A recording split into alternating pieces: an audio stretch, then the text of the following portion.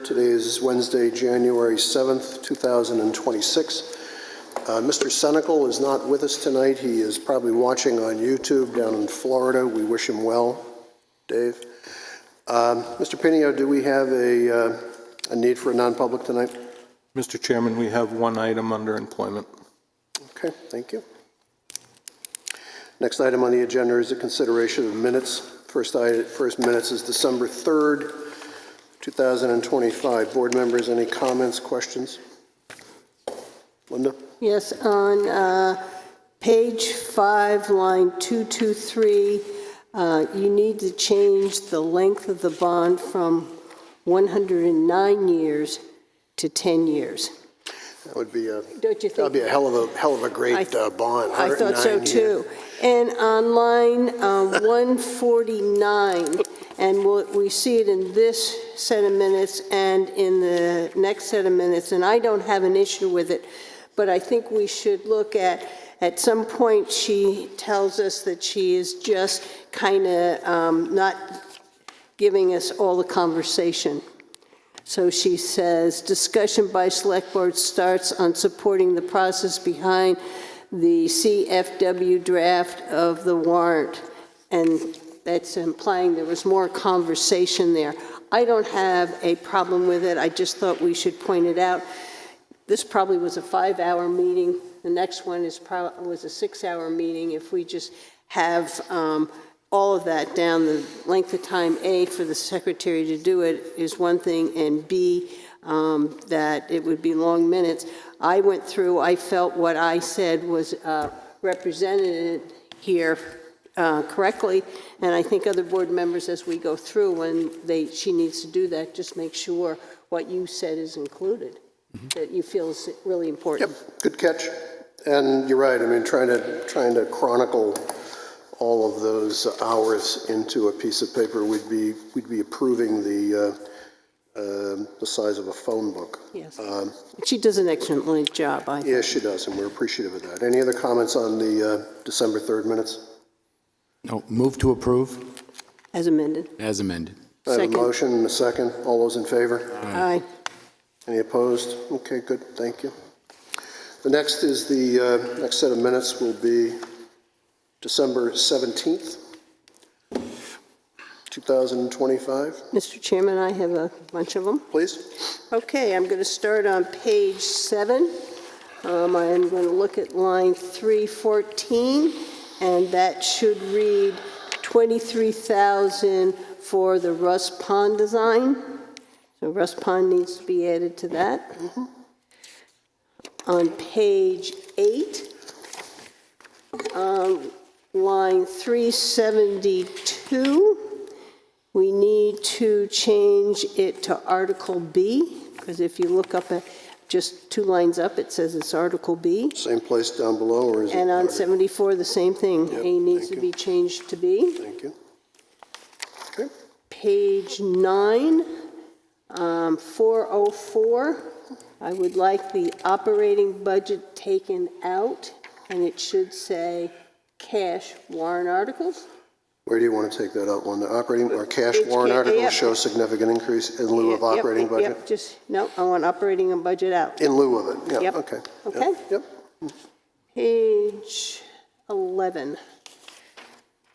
And this is one again, page 11, line 5. Can I just back you up on that one, Linda? Yep. So you have line 403.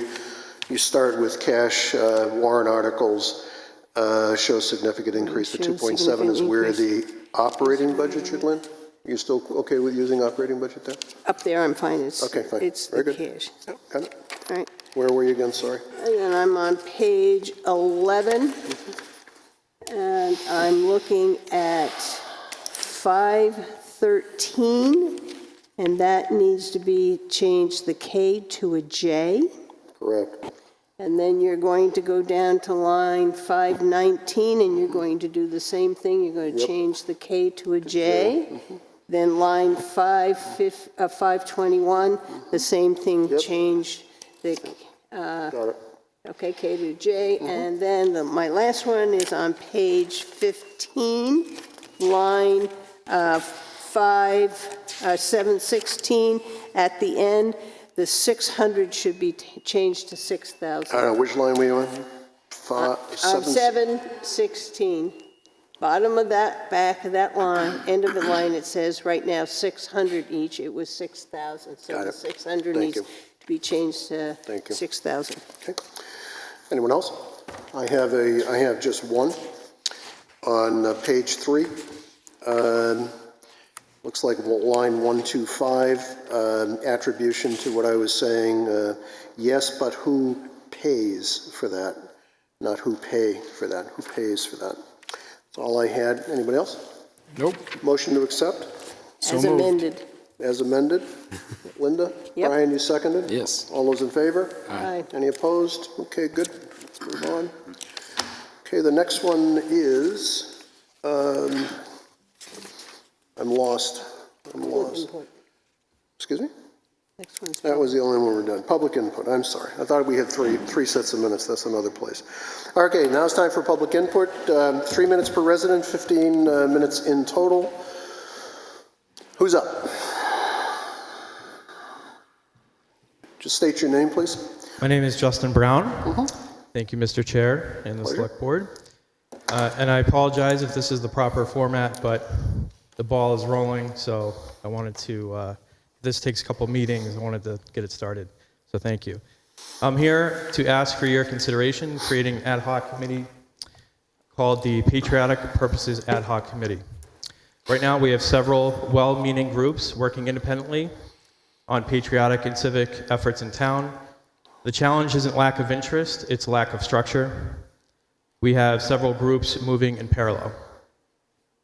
The purpose of the ad hoc committee would be simple. Bring these stakeholders together as one combined group, reporting directly to the Select Board.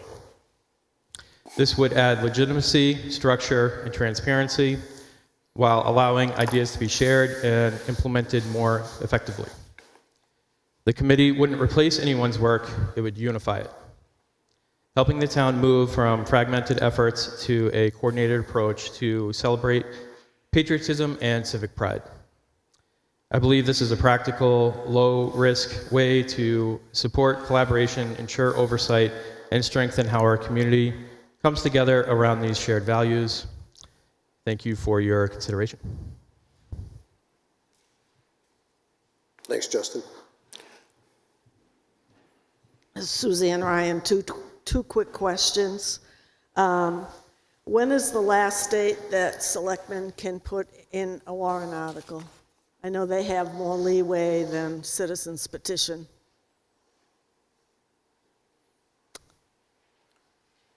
I will have to look that up. I can forward that information to you. The last day for a petition is Tuesday the 13th at 5 p.m. Jim, what day Thank you. do we have to post the warrant? Yeah, it's later in the month. I I have to know if look. there's bonded articles, there's a provision by you Okay. have to do a certain process and timeline. But unbonded warrant articles, I didn't know. Well, we have The to, selectmen have a grace period after you've got your warrant articles and budget done, if you've got a grace period to put things in. I think so. After. I can't remember myself, but We'll I get you- know. we'll get you the I think information. I Yeah. think you have some leeway. We'll get you that. What else? You had a second issue, Suzanne? You had two, you said? You said you had two items? Well, I don't Okay. know. You have to look it up. The other thing is, I know your bylaws talk about when you take a vote, you're allowed to do a voice vote or show of hands. And given the confusion over the last meeting regarding whether or not a date would be set or when the date would be set for possibly the Libby tear down, it was confusing to the public and the media and everyone as to what the result of that vote was. Some of you show your hands and some of you say nothing and some of you mumble yes or no. So I would ask that the chairman or members, if you see one another, speak up and say, what was that vote? Thank you. Thanks, Suzanne. Anybody else?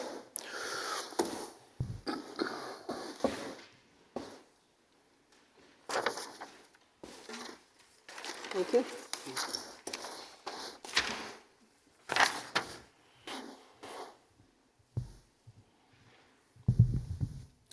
And good evening, Select Board. Happy New Year. My name is John Thurston. I'm a selectman for the town of Wolfeboro. Over the past couple meetings and since November, I feel like I'm more part of the public that sits in the audience than a respected elected member of the Select Board. I'm here in front of you to address a couple of concerns I've been a witness to, and to a renewed focus for 2026 for the town of Wolfeboro. And that's to reshape the principles that are different than the phrase I always hear from Linda Murray say, "That's always the way we have done it," to emphasizing a better way of life while being forward-thinking and promoting new ways of doing business. The second reason I'm still standing here is because in early November, while at the town docks, I observed an odor of sewer, and as a native of Wolfeboro who cares about my shared town, I wrote the town manager and copied the public works director. I also provided guidance to the employees when they came down to look at the situation. I provided the town employees obvious location of the sewer smell and aided the town workers in obtaining samples of the fluid emanating from a suspected source. I had a high degree of confidence that our employees, in conjunction with the town manager, would be able to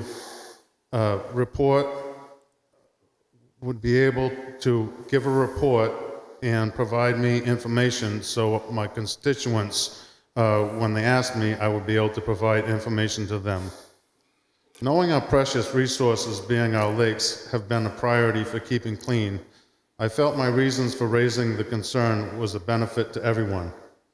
As time passed, I informed the Waters Committee that I served on and waited to see who else thought it was a concern and what testing results may have been uncovered by sending the samples to the state of New Hampshire. One afternoon after coming out of a meeting, I met an employee in the town hall. What I did, I should have not have done, but I asked the employee, "What happened?" The reply was, "The test revealed bad stuff, E. coli, nitrates, sulfates, and the source was capped." Realizing what I had done, I emailed the town manager. And on December 18th, I wrote Jim Pinio, the town manager, and I copied Steve Randall. "Good afternoon, gentlemen.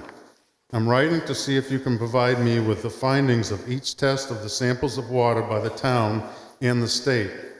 Also, could you provide me a synopsis of the course of action from when I alerted the town manager to when the last course of action occurred kindly. I have a question to the origins and the protocols of informing the entity of the issue. Please provide a copy of any code enforcement letters or correspondence to such entities what enforcement has taken." To this day, I haven't received anything from the town manager, and that's why I'm sitting up here tonight. As a member of the board, it's really really concerning. I have constituents that are out there who are asking me the questions. I relayed the questions, and that's why I'm here. Thank you. John? Good evening. Good evening. Derek Brown, Wolfeboro. I thought the timing of Mr. Thurston's information here was important because there were two people there that day. Guess what? The second one was me. On November 7th, and I'm going to give you guys a copy of this, I just would rather have us not rustling papers during this reading so everybody can be involved. On November 7th, which was a Friday, I was making a walk around the town on behalf of the citizens' petition, getting business involvement signatures if possible. During that day, that morning specifically, I saw Mr. Thurston's truck down at the town docks at the boat ramp. So I thought, well, you know what? I'm here on my own. I'm going to walk down and say hi. So I did. So I met him at the back of his truck, which was right next to the boat ramp. And I said, you know, how you doing? So we socialized for a moment. And both of us had this funny look on our faces, looking at one another. And honestly, the smell was so pungent that I was looking at John going, did he step in something? But what I realized at the very same moment, he was kind of thinking the same thing of me, because it was bad. It was really bad. So we both asked one another, did you smell that? And they're like, yeah, it's bad. So we started looking around. Well, for everybody to hear, we found a pipe underneath the dock just to the left of the boat ramp, pouring fluid into the lake. I hope I got everybody's attention now, because this is factual. Now, John Thurston immediately jumped on the phone, and to John's defense, I thought it probably wouldn't be a good idea for me to be standing here, for various reasons, depending on who you are sitting here tonight. So I left. But what I did promise Mr. Thurston was I was going to be on him like you read about to find out what the heck is going on. So I have presented a list here of what took place with actual dates and people involved. Now, to say this, that was on Friday. John made a call to the Public Works and to Mr. Pinio to get people down there. Mr. Randall was not in that day, that Friday, so I think one or two persons came in his place to perform the water tests or get the samples.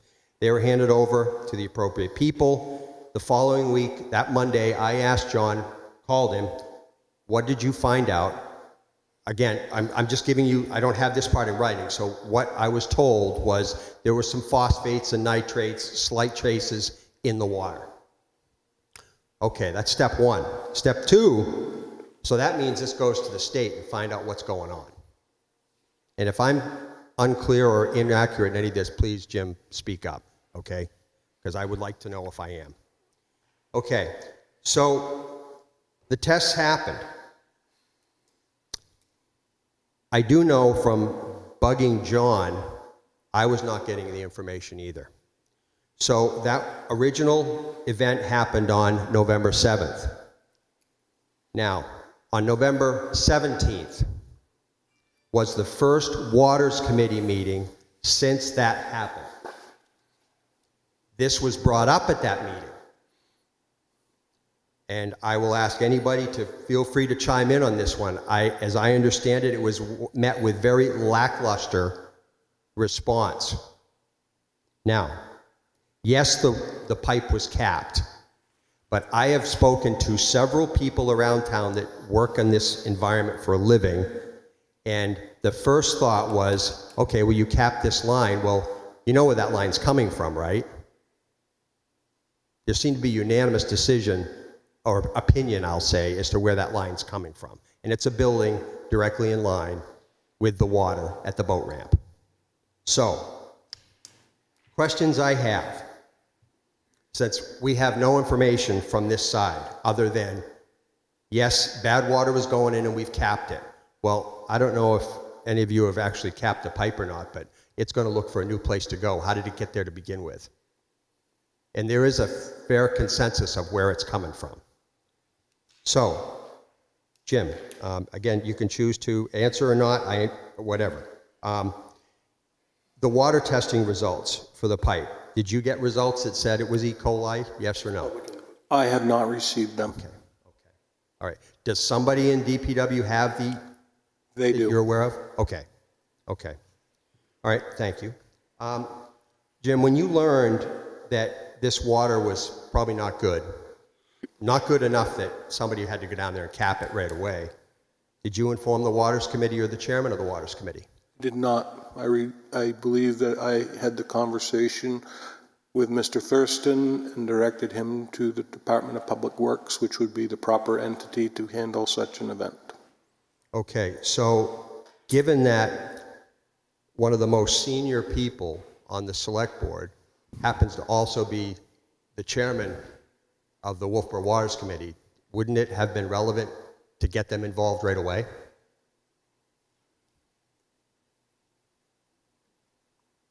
I do not think so. Really? Okay. That's fair. I appreciate the openness.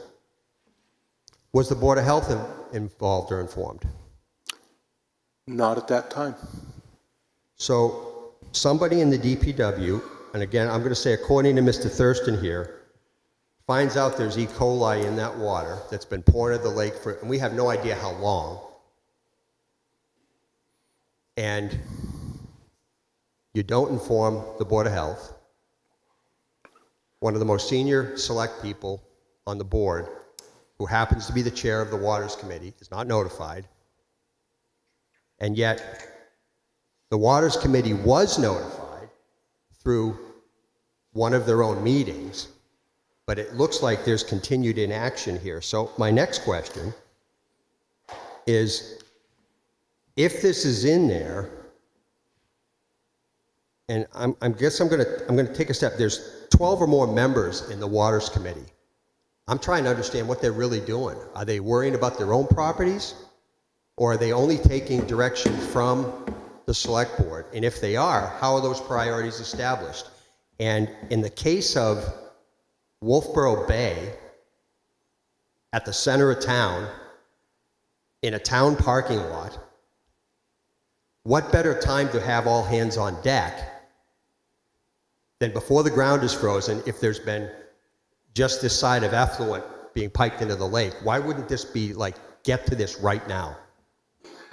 Instead of doing, God forbid, what happened on Forest Road, the town, the select board, took that street and the people on Jockey Cove and came up with a problem called E. coli in the lake, and put all those property owners on notice for financial and stress heartache to change their systems over, and then you come and ask for $1 million of the town to go further in debt.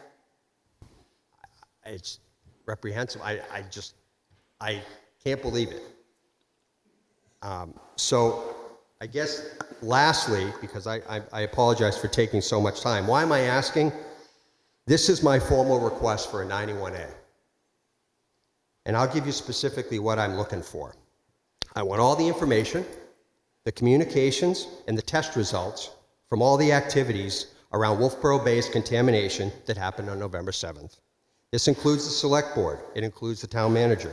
It includes the DPW director. It includes the state and the Wolfeboro Waters Committee. I want all of it, because I want to understand it. Because this, again, to me, makes so much nonsense.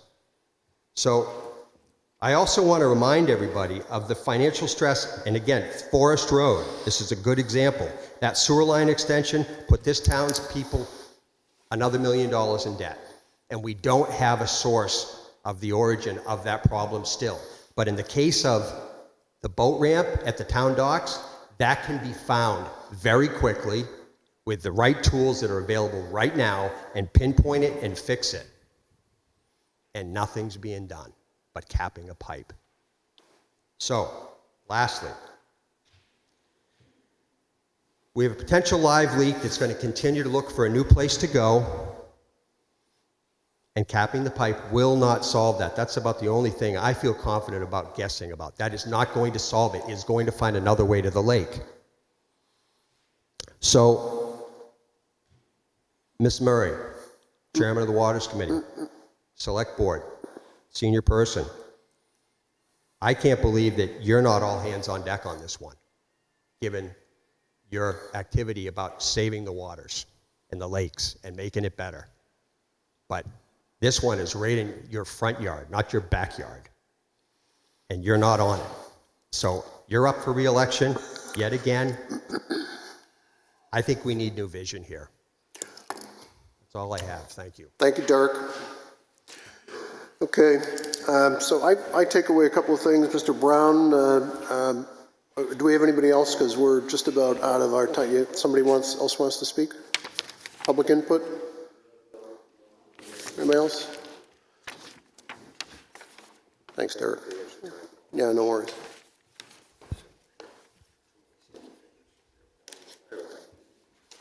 There we go. Susan Bunting, Wolfeboro resident. Thank you, Derek. I have a request that I would like you to consider. Today, the Ladies of the Lake Quilters Guild submitted their application to Parks and Rec to rent the community center, as we have done in the past 10 to 12 years, from Monday from 9 in the morning to in the afternoon, and on Tuesday evenings for people who work, they quilt there from 6 to 9. And I was comparing the previous fees of the years past to the fees now in 2026. And there appears to be a question whether the new fees were approved by the Board of Selectmen or not. The previous fees for Wolfeboro nonprofit organizations was $25 annually with a certificate of insurance. In 2026, the fees are now $50 per use. They used to be $25 annually for Wolfeboro nonprofits.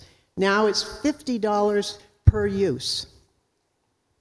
If the Ladies of the Lake Quilters Guild didn't have that waiver that we received in 2013 from the Board of Selectmen, it would cost us now $4,200 because we use it every Monday and every Tuesday evening. We can't afford that. I don't think families can afford the new fees. Previously, Wolfeboro residents who want to rent the community center for birthday parties, Cub Scout meetings, baby showers, informal family gatherings, potluck suppers, it was $10 per use. 2026, $50 per hour. What family of moderate income who want to have a birthday party for their children in the community center can afford $50 per hour? They're lucky if they can afford the presents. If the intent is to make sure that no one uses the community center, you have probably succeeded. How can a family of moderate income pay $50 an hour for a facility that right now has no kitchen sink, one working bathroom?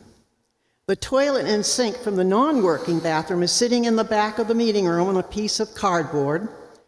Quite frankly, I don't think these recent upgrades and the new attractive decor warrant a user fee increase. Until the community center is renovated, would it not make sense to keep the old fees and allow folks to use a building that is vacant 5 of the 7 days a week? I am asking you to tear up the new fees and continue the previous fees. Make it affordable for people to use. The second thing on another issue, I really want to thank Linda Murray for meeting with me yesterday. We met for 2 hours. It was to really review the community center fee structure and how did this happen. But we got on to other things, and we ended up talking about things that Wolfeboro needs that I was not aware of, and I want to make other people aware of what I was not aware of. I understand that right now Wolfeboro does not have a town planner. The director of finance is leaving. There is no IT person. The financial system being used by the town is outdated and inadequate. Existing staffing is required to take on greater and greater responsibilities. It is both inappropriate and ineffective. I am asking the Board of Selectmen to not even consider any additional new structures or new equipment unless absolutely essential. That we put our tax dollars into maintenance of what we have and into the salaries and benefits that will both attract competent folks with the appropriate skill sets and experience to want to live and work in Wolfeboro. We need to put more of our financial resources in paying down our debt, finding people that, paying down our debt in the people, not things, so we can make living and working in Wolfeboro both attractive and affordable. Step one, I know, is for folks to pass the budget, and to make sure every dollar is spent on what is absolutely necessary, and not on that which is nice to have, but we absolutely need to have. We need to spend down our debt, and at the same time make sure we have the means to attract competent ethical, and experienced folks with the appropriate skills to manage Wolfeboro's infrastructure and its many fiscal challenges. Thank you. Thank you, Sue. Bobby Bedman. I was not going to speak, but after hearing that, my little dander's up again. I do not understand why in 2015 we had 4 full-time recreation professionals, 2 directors, and we had 55 volunteers. Now we have 9 full-time recreation personnel, and we have 6 volunteers. Yet we have a senior population that we are not giving a senior center. I don't understand why we have people in our community coming before this board begging to lower sub rates from Monday 9 to 2 or Tuesday 6 to 9. Our seniors deserve a senior center. And whether it happens at the community center or again at the train station, where we're receiving $322 a month for rent. We have the recreation staff to allow our seniors to have an open center at any time they should be able to go in there. I don't understand why 4 people are out at Abenaki when 1 could be stationed at the community center over here. Just look at this. Please look at the way our recreation department's set up, and please allow our seniors to have a senior center. Thank you. Thanks, Bobby.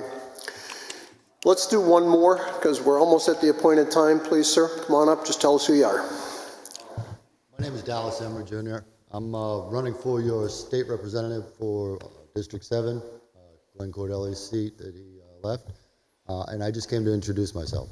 I've spent half the day at the State House. If you would like to see what they were talking about, I have the whole thing here. That's really all I came for. I don't usually come to Wolfeboro Selectmen's meetings. I live in Ossipee. I am I was a member of the Ossipee Budget Committee. I'm on the zoning board in Ossipee. And I am at every Selectmen's meeting, and I am at every county commissioner's meeting. And I'm just here to ask for people to vote for me on January 20th in the Republican primary. Thank you very much. Okay, we're going to close the public input session. Thank you. We have some takeaways here, which we will follow up on. The next is some public hearings. These are temporary event permits. The first temporary event permit is that the Wolfeboro Select Board will hold a public hearing on Wednesday, January 7th, 2026 at 6:30 p.m. to consider a temporary event permit for the Wolfeboro Parks and Recreation Department to host the community bandstand concerts in Kate Park on Wednesday evenings from June 24th to August 26th, 2026, 6 p.m. to 9:30 p.m. Permit number 2026-01. Is there anybody here to speak to that? Board members. Any comment? Yeah, Linda? Yeah, I mean, this happens every year. It's happened for many, many years. I do not have any problem approving it without somebody here to speak to it. Rich Neal has been here other years, and so has Gene Kemp. So we're a little bit out of order, and that's my bad. I'll open up a public hearing on this if anyone wants to comment. Hearing none, I'll close the public hearing. Linda, thanks for commenting beforehand. So we're reminded that this is the Wednesday night crew. That when it's a nice warm Wednesday night, you want to get out and get something either at the Bubble or your ice cream joint of choice. You can go listen to the band. So board members, what do you want to do with this? I'm looking at you. Move to approve a temporary event permit for the Wolfeboro Community Bandstand concerts at Kate Park on Wednesday evenings from June 24th to August 26, 2026, from 6 p.m. to 9:30 p.m. Permit number 2026-01. Second. So I just, I just want to make sure, because no one is here, I did get a footnote from Amy, and it's unclear whether this application has anything missing. I didn't find anything missing in the application, but on the strength of the fact that they've been doing this for centuries, if there is anything that we'll have to get fixed, we'll fix it. So we have a motion and a second. I'm going to call the question. All those in favor of this permit? Aye. Aye. Anybody opposed? Unanimous. Thank you. Okay, the second public hearing will be the Wolfeboro Select Board will hold a public hearing on Wednesday, January 7th, 2026 at 6:30 p.m. to consider a temporary event permit for the Friends of the Wolfeboro Community Bandstand to host the Wolfeboro Community Bandstand concerts in Kate Park on Saturday evenings from July 11th to September 5th, 2026 from 4 p.m. to 10 p.m. Permit 2026-02. Again, this is an annual request from the Friends of the Bandstand. This is the Saturday night crew. This is where you occasionally Hot Dog Bob sticks around and you can eat hot dogs and ice cream and do all kinds of stuff. So before we begin, any comments from the board? I'm going to open it up to the public hearing. Anybody want to speak about this one way or the other? Hearing none, I'm going to close the public hearing. So did you ask if anybody was here to represent it? There's nobody here to represent it. Yes, Oh, there I'm is. sorry. Oh, There is. Yeah. felony on my part. I'm sorry. Please come on up to the microphone and talk to us about it. I made a boo-boo, and I apologize. I don't do this for a living. I don't sit in this chair, so I screwed up. Your name, please. Diane Gary. Hi, Diane. Guerriere, President of the Friends of the Wolfeboro Community Bandstand. Thank you.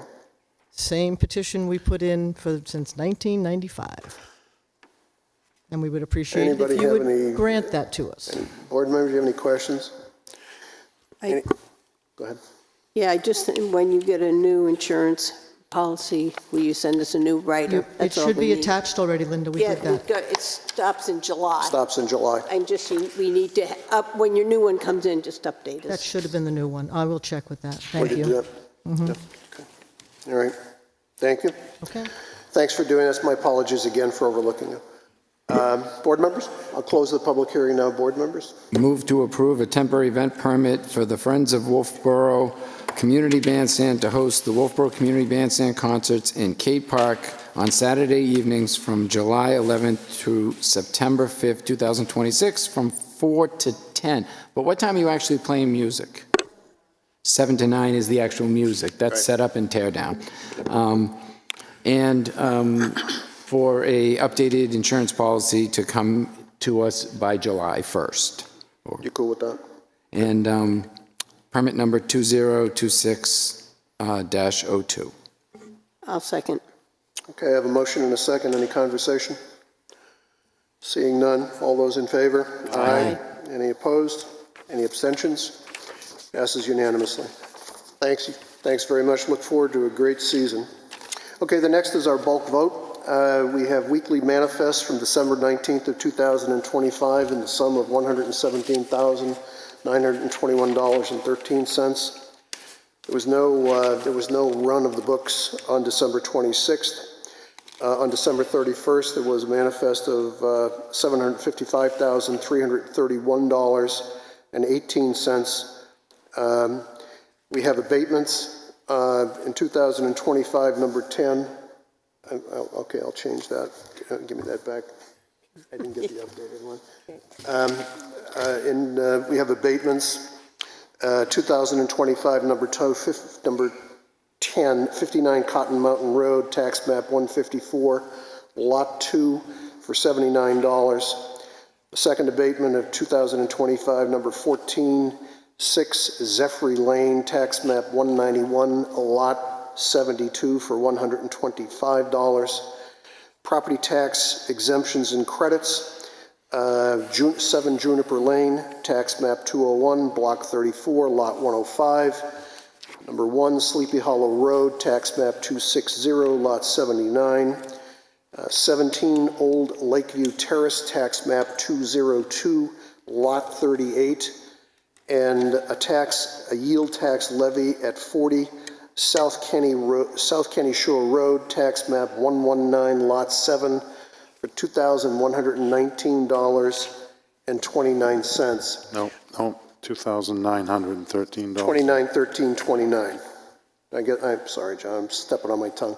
And folks, we did have a January 2nd, on the manifest, a January 2nd, 2026 school payment for $2,392,051.36. So that's the bulk vote. Any conversation, board members, or do I have a motion? I move the bulk vote A through C. D? Second. Oh, D. D. Through Second. A through D, second. We have a motion and a second. Conversation. All those in favor? Aye. Aye. Any opposed? No opposed. No abstentions. Board carries. Vote carries. We have no committee appointments. We have some new business. The first item is a discussion of the 2026 warrant articles. Mr. Pinio, take it away. Okay, good evening.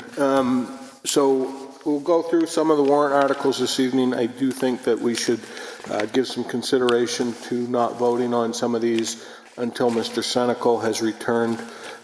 As a result, I think that it would be prudent for us to schedule a follow-up meeting probably Tuesday the 13th at 5 p.m. as that is when the petitions are done.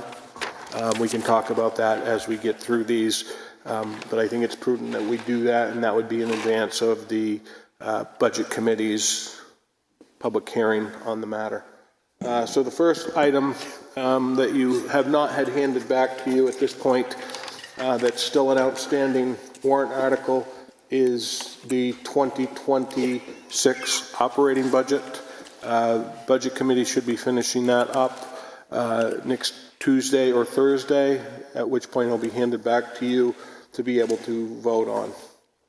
To give you an idea of a status report where we're at this point, the general fund proposed budget at this point is $20,397,159.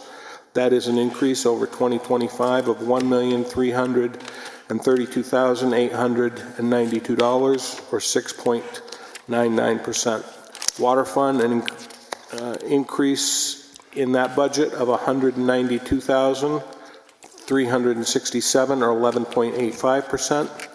The electric fund, and this does include the capital outlays, which there were two of them, an increase of $395,382, or 3.68%. Sewer fund, an increase of $193,953, or 10.79%. And Pop Whalen fund, an increase of $136,719, or 33.808%.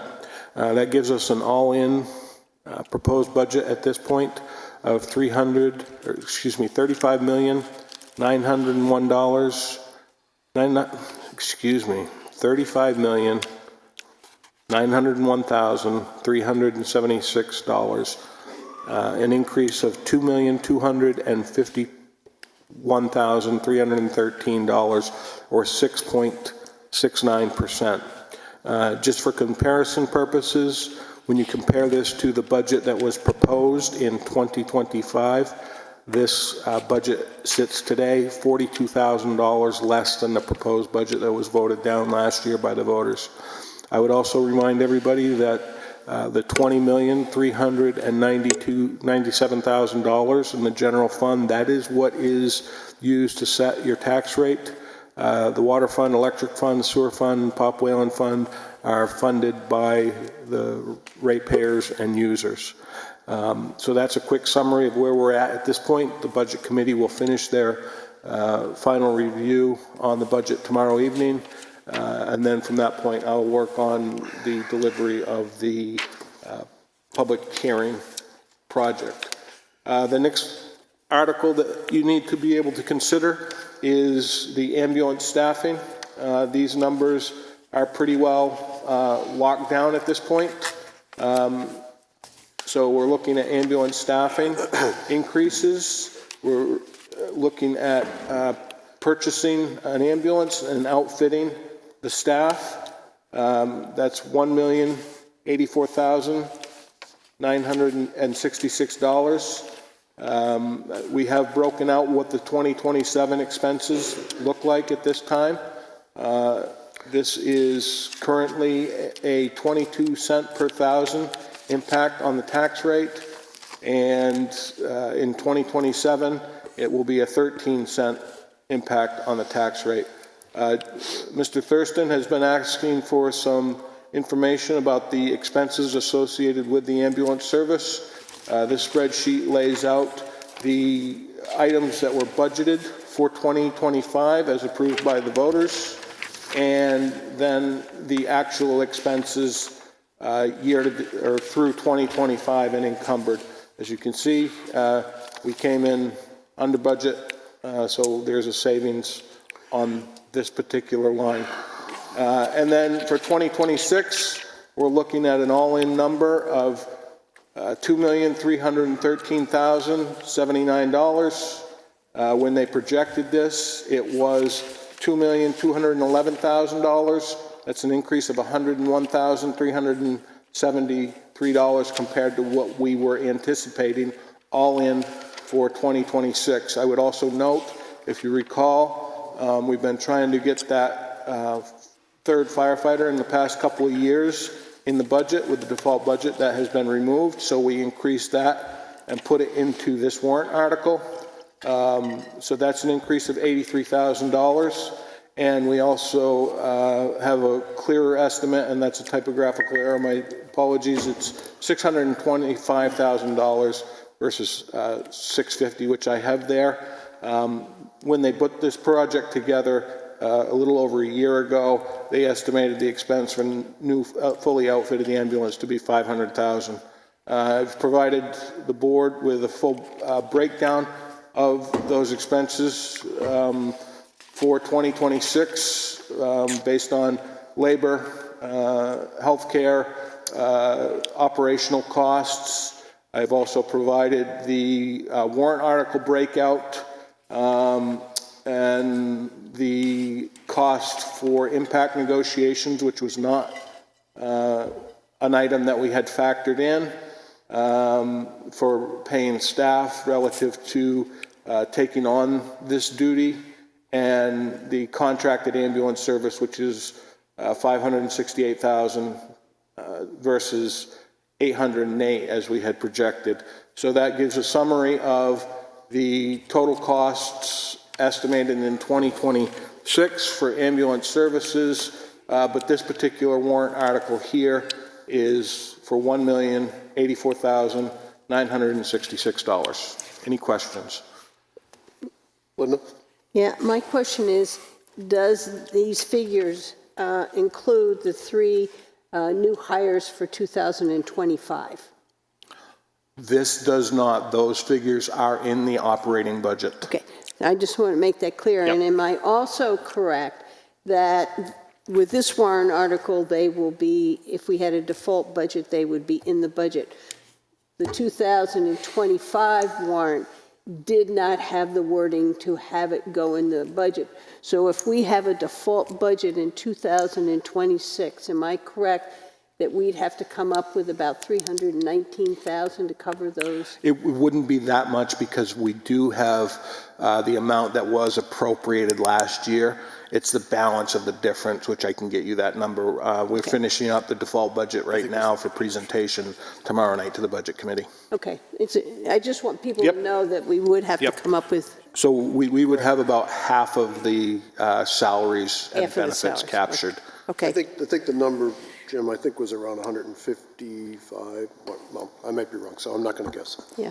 Okay. Yep. Other questions about this article?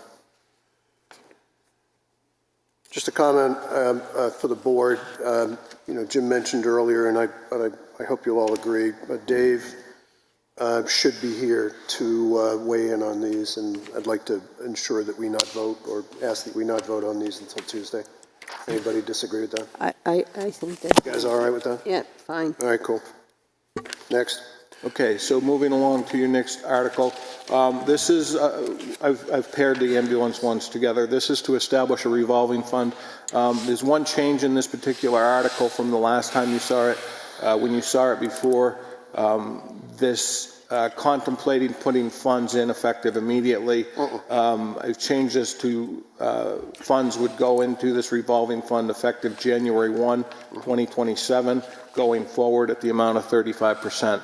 Rationale for that is the taxpayers are being asked to foot a lot of monies this year for this project, last year for this project, and I feel strongly that any revenues that are created in 2026 should go back to the general fund to offset taxes, which would be a revenue adjustment that we would make when we set the tax rate in the fall of 2026.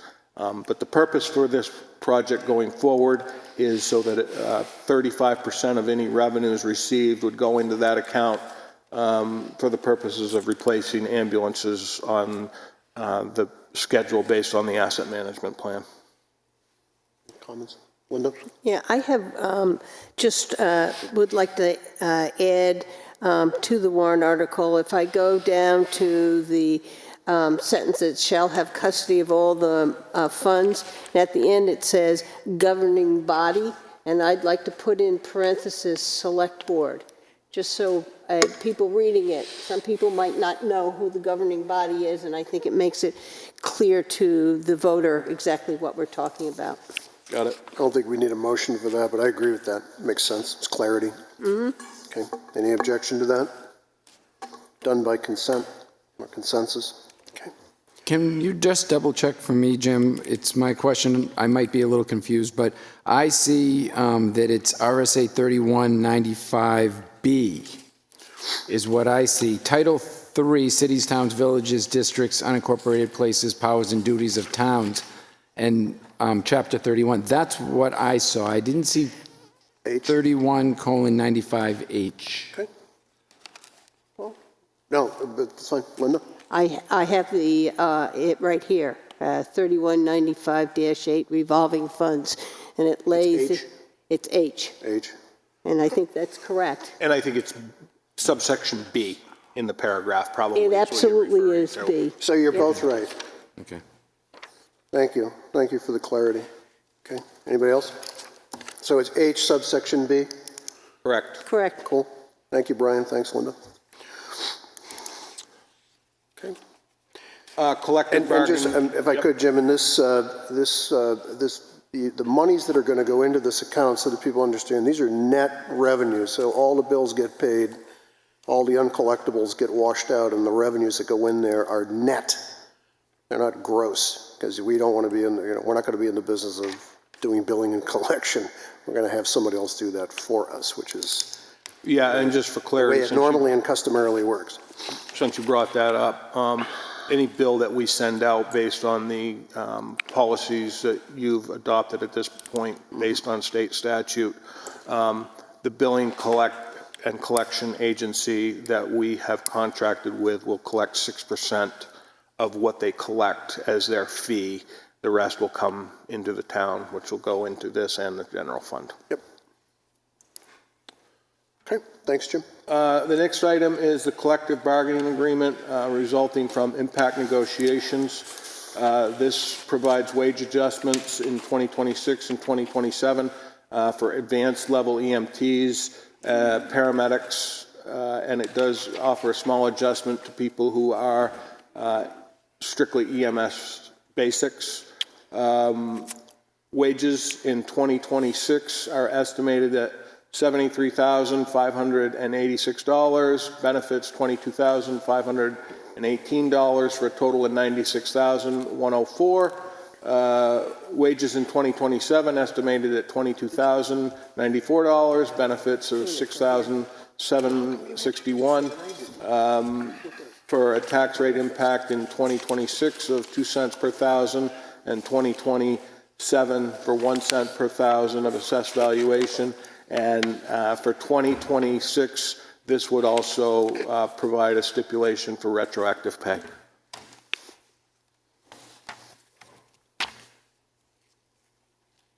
So for the benefit of the public, this is what Mr. Senecal,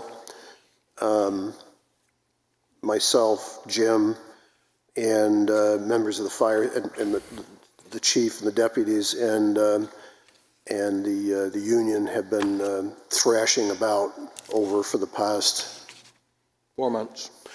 4 months, roughly speaking. So these are the numbers. There's actually a contract that underlies those numbers, and that contract has, you know, the work rules, how people get hired, how they get brought aboard, and just for the benefit of everybody, there were good, direct, and I would say they were direct, but they weren't mad kind of conversations. We kind of get at each other, but it wasn't angry stuff. And I think we reached a fair accommodation. Both parties came to the table with benchmarks, which was kind of nice. Both parties said, "Here's what we see from other places." So, and that was good. That was a good way to do it.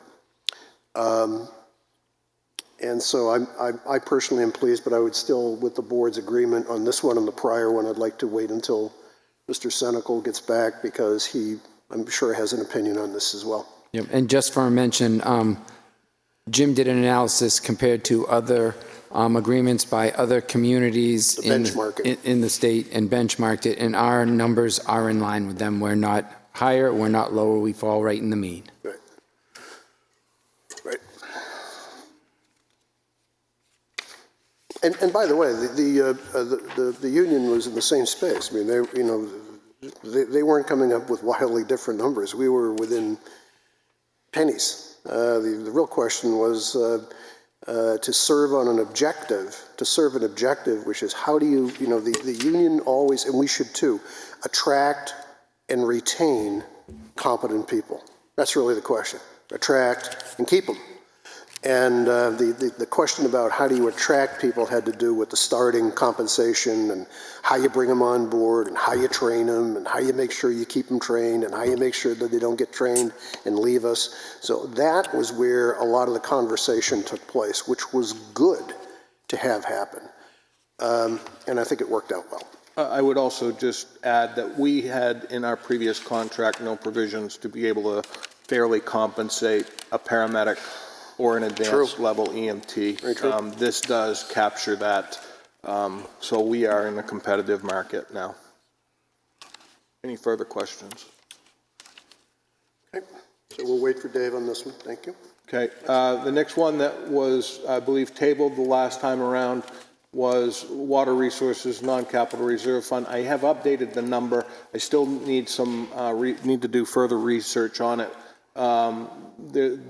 There's a mess with this accounting on this particular account, but right now I feel that the number that's remaining in that account is $44,750 in the non-capital reserve fund. The ask right now is $50,000, which is 1 cent per thousand of assessed valuation. So you still need more work on this? I would like to try and get a little bit more time in the books with this particular account. I agree that we should make sure we're at this all buttoned up. Anybody else? Let's hold it till Tuesday. Yep. Thank you. Police vehicles, we did go through, we do not think that it's prudent to lease these things. The interest rates came back higher than anticipated. They were in the 6% range. This department is in dire need of 2 police vehicles. Still believe that it should be a cash appropriation for the 2. So we're looking for $140,000 in a gross appropriation for 2 vehicles, with an offsetting appropriation from the special detail revolving fund of $16,000 for a total ask on the tax rate of $124,000 from general taxation. And this would be a tax rate impact for 2026 of 3 cents per thousand of assessed valuation. Captain Livy is here if you have any questions about this, but I think we all know that this is a priority article. That's why we moved it into the budget, and the budget committee asked us to move it back out to a warrant. So here we are. I have no, go ahead, Brian.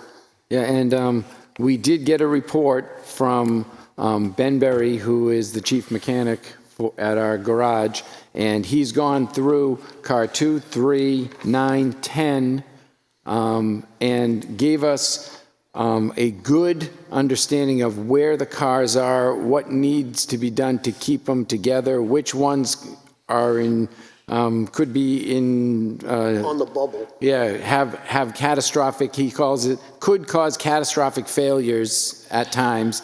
So based on his recommendation, and he manages all of our vehicles in Public Works, Fire, Police, everything, they are in need of 2 cars. Well, I'm asking Jim for permission to speak, so can I put you on the spot? Yeah. Read the date of Ben's email that he sent out. Oh, that was April 24th, 2025. So we hear, and I'm at the risk of belaboring this, we hear a lot that we need to manage our assets better. So Ben Berry, who was our chief mechanic last April, 8 months ago, did this at the request of the PD, and he does it all the time. He went through and did a complete diagnostic on those cruisers. So this is not like a nouveau thing that we do. Very well done, very comprehensive. And I caught that last night. I sent a note out to others today saying, notice we've been actually practicing this asset management stuff a little bit, at least at the PD, and that's good. Mr. Senecal hasn't weighed in one way or the other on this one. I'll leave it to the pleasure of the board as to whether you want to recommend or vote on this one tonight. Well, one of the things I think I would like to have the Captain Libby come on up and tell us how many you have in service now, the number that you at one time had, and if we replace 2, do you have any other vehicles that are not in great shape? Yes. Captain Livy, PD. Wolfeboro. So, let me just move that up. Oh, boy.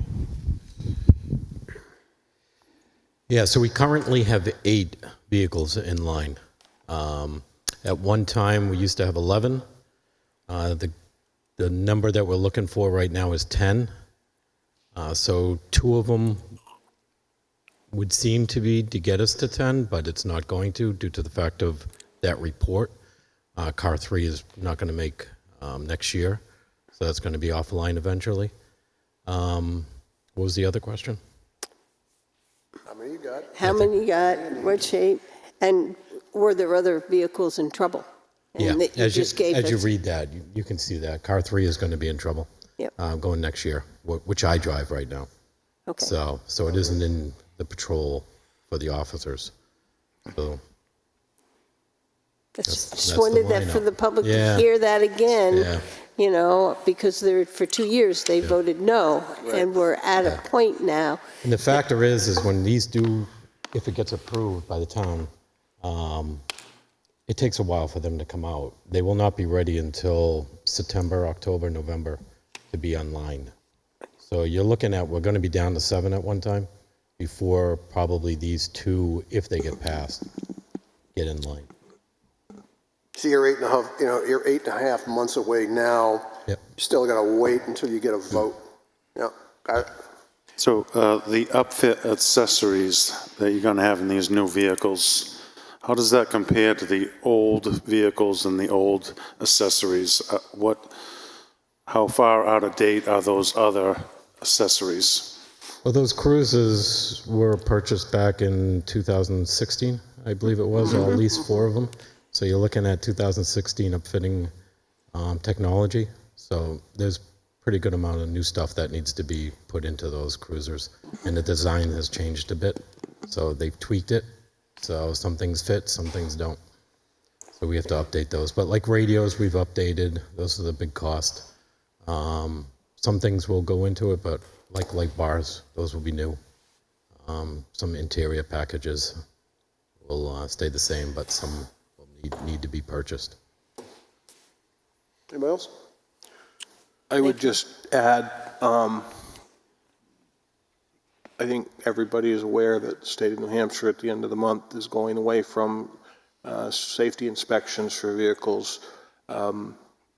Heavy equipment is still required to do it, and we are still going to have Ben inspect our vehicles for safety inspection on an annual basis in September.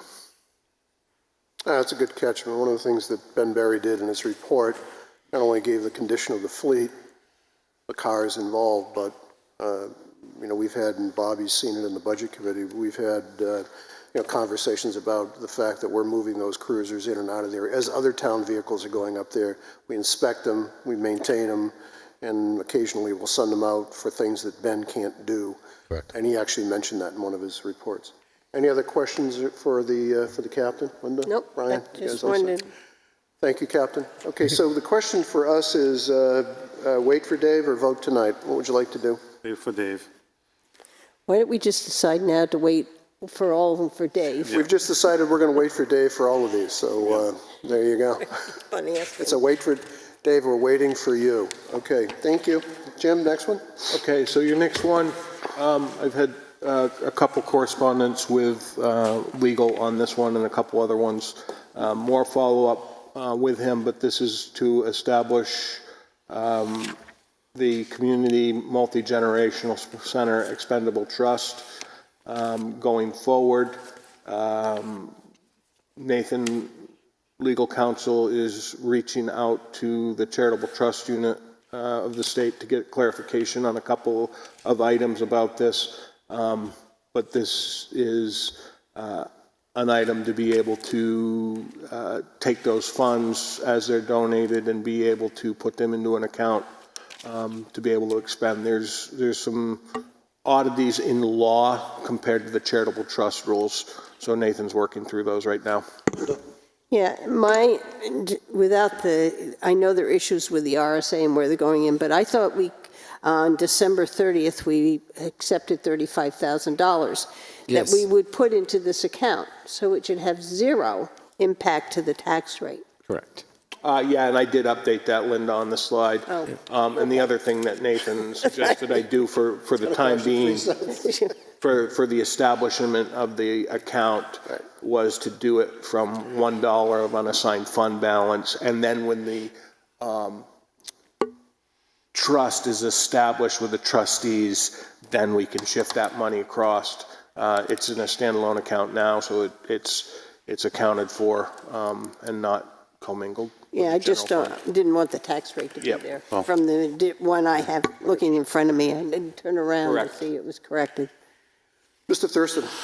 So when we were in our meeting the other day there, and we talked about the account, we were talking about the proposed work that was going to be done on the existing, what I'm calling the Ladies of the Lake Center, and with thinking of Sarah Silk in mind, and these monies are going to be dedicated to this effort. And so when I see the word Community Multi-Generation Center, I think of the other committee that was working on a much broader facility that obviously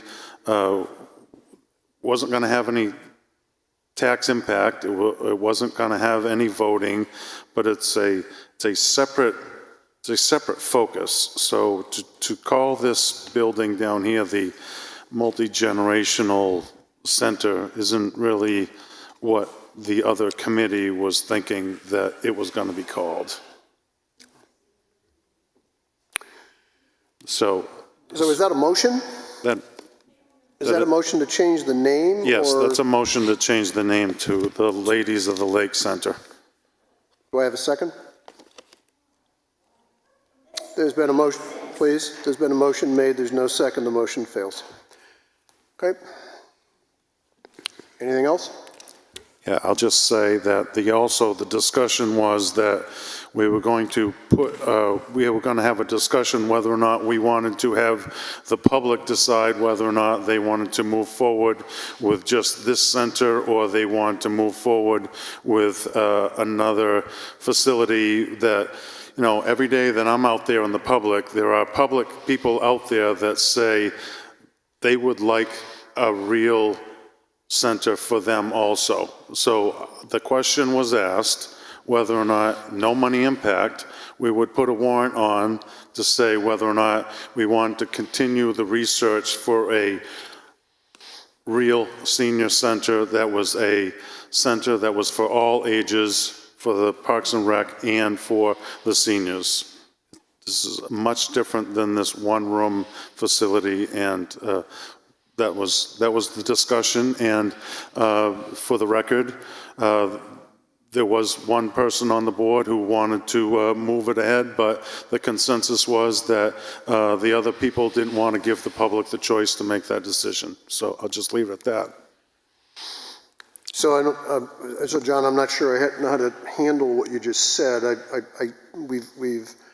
We've established this draft is going to be for the Community Multi-Generational Center, but then you introduced a thought that said, should we have what do you want to do? You want to put out well, the discussion was to give the public the choice to say. Well, what's the mechanism you want us to follow to do that, John? Well, that was going to be a warrant article that was going to be written by the select board, and it was just going to be a ask question whether or not they wanted to have a multi-generational facility, as well as, or if they wanted to have this building, one or the other. It was just a question to the public.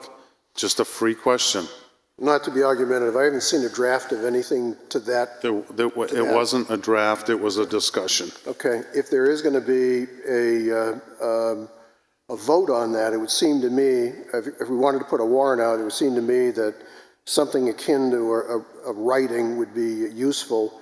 And we got till Tuesday, right? We got till Tuesday to figure it out, so it might. No, I looked it up. Hang on, let me finish. So then you can clarify it. So if my personal opinion is, I don't want to wordsmith a prospective referendum to the public. If there's something we can chew on, write it up, put it in front of us, we'll chew on it, and then make a decision. Okay. And you got till Tuesday, unless Brian tells us we're all screwed up.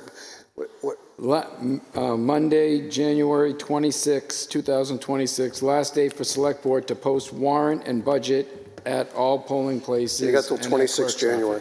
So Probably you'd have to have it before that, because he has to post it and we're going to have to do it. So we would have to do a date earlier than that. Yeah, you would want it a week earlier than that, because it's got to be put into the DRA portal. The DRA's got to sign off on it. There's got to be that give and take back and forth as to what happens.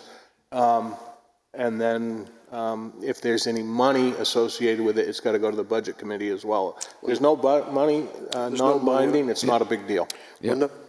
I would give the board a date of January 20th, which is, I think, the date that the planning board's going to hold a public hearing on their. Yes, that's true. So that would mean we could get them all cleaned up by the 20th of January.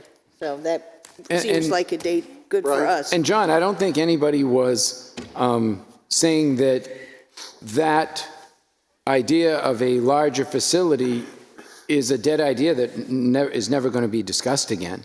I think what we're concentrating on is the center that we have in front of us now, with a significant amount of private funding to fix it, and not even just talk about it, but fix it at no cost to the taxpayers. And there's no reason why this board can't have a discussion in the summer of this year, next fall, next spring, whatever, to continue the complex there and renovate the MED building, or expand the whole facility there. So the discussion is with our subcommittee that we had an engineering outfit, and then they were giving us stuff that they were going to call deliverables, where they were going to come up with conceptual designs, and they were going to give us proposals. And when the last time we met with them, there was this discussion with them. We were satisfied with their deliverables. Then all of a sudden, the situation changed, and they've been sitting out there with no response from us. What was the cost of the deliverables? Hang on, Brian. Hang on. And so that's a professional problem when you have somebody doing something for you and you hire them or want them to come give you a proposal of something, and then you think you have your word with them, and then all of a sudden you just leave them hanging and don't get back to them. That's the discussion right now. Okay. That's what I want to do. Brian? Well, I was just wondering, what was the cost of those deliverables? Did you have a price from them yet? No, that's what we were trying to do. We were trying to get a price and some conceptual numbers so that we could come up with something that the public could pick from. So it was going to be an engineering and design study for X number of hundreds of thousands of, or $100,000 or whatever to figure out what we were going to do. I'm not going to use numbers because you're going to twist them around and say we need to get all this money, so So I'm the not answer going to is use that. no numbers came across the table. That's fair. Linda? As I recall, there was a proposal that went through CIP for $250,000, which was for those engineering plans, which were designed, so we did have a figure. It went to the CIP, and they moved it to year 2027, and you'll see that in the CIP. So there was a proposal. I agree with John that those numbers went to the CIP, and that's what happened to them. We did have numbers from them, and that we did design a warrant article. Yeah, John was at that meeting, actually. He proposed Hang it, on, I thought. Brian, just hang on. So we have an ask by a member that says, I'd like to put the question to the public, should we continue to research this more no disrespect to what we're doing at the community center, this more comprehensive view. And my best advice to you, John, is write something up, get it to this board, we look at it, and then we'll decide whether we can support that or not. I think that's the best way to do it. And it doesn't have any effect on the building that Geordie's going to get money to do whatever. You know, we have other locations and other prospective areas that we can go about to research, and it will have no bearing on the other building where the other ladies are doing their quilting. And thank you, but you're cool with doing that? Sure. And Brian, sorry for stepping on your words, but I want to make sure, at least personally, that we don't attach a figure to something and then that becomes the number we worship. Let the question be asked. At some point, we'll have to come back with something that represents a figure. And I think the budgeted number Linda said was 250 at the CIP, pushed over to 27. Yep. That could be a number, but let's just get the question out in front of the public if we think that's a good idea and go from there. Just go from there. In the meantime, we need to create an expendable trust, and we'll do that so that restricted donations can go in there and we can track how much money's coming in and how much money's going out. And that's what this warrant article is about. Are you cool with that? You cool with what you got to do? You guys go ahead and I'm going to abstain on that vote. No, I understand, but are you cool about writing? Yeah. You cool with writing that? I understand, what you're going to do. We're going to wait for Dave, so you can abstain next week. Okay, next one. Okay, your next one, if you recall, there was conversations about funds with the Libby Trust and the funds received for the barge docking fees. So this is just a very quick draft. Again, legal is working through some of the nuances of the RSAs in conjunction with the charitable trust unit to ensure that this is the proper mechanism to make it happen. Yeah, because I would question that based on what I read. I do not believe RSA 31:95H applies because there are set things. I thought we talked about 31:19-A and it being a trust fund. Yeah, and double check. I agree with you. Yep. And the original hook that I was using was the last paragraph on that. But Nathan is working on getting that squared away. So we're in good shape there. So just for the benefit of the public, there is an account right now. It has been established. The balance on that account as of 31 January, $45,000. Yeah. And that's for the collection of barge fees. Yes. And that account is used to pay for repairs to the Libby. It's not commingled. But the Attorney General's office said, could you make it more clearer? And that's what we're doing. We're making it more clearer for you. Okay, thank you. So I believe that is the balance of those articles. I have put up what we've received to date on petitions.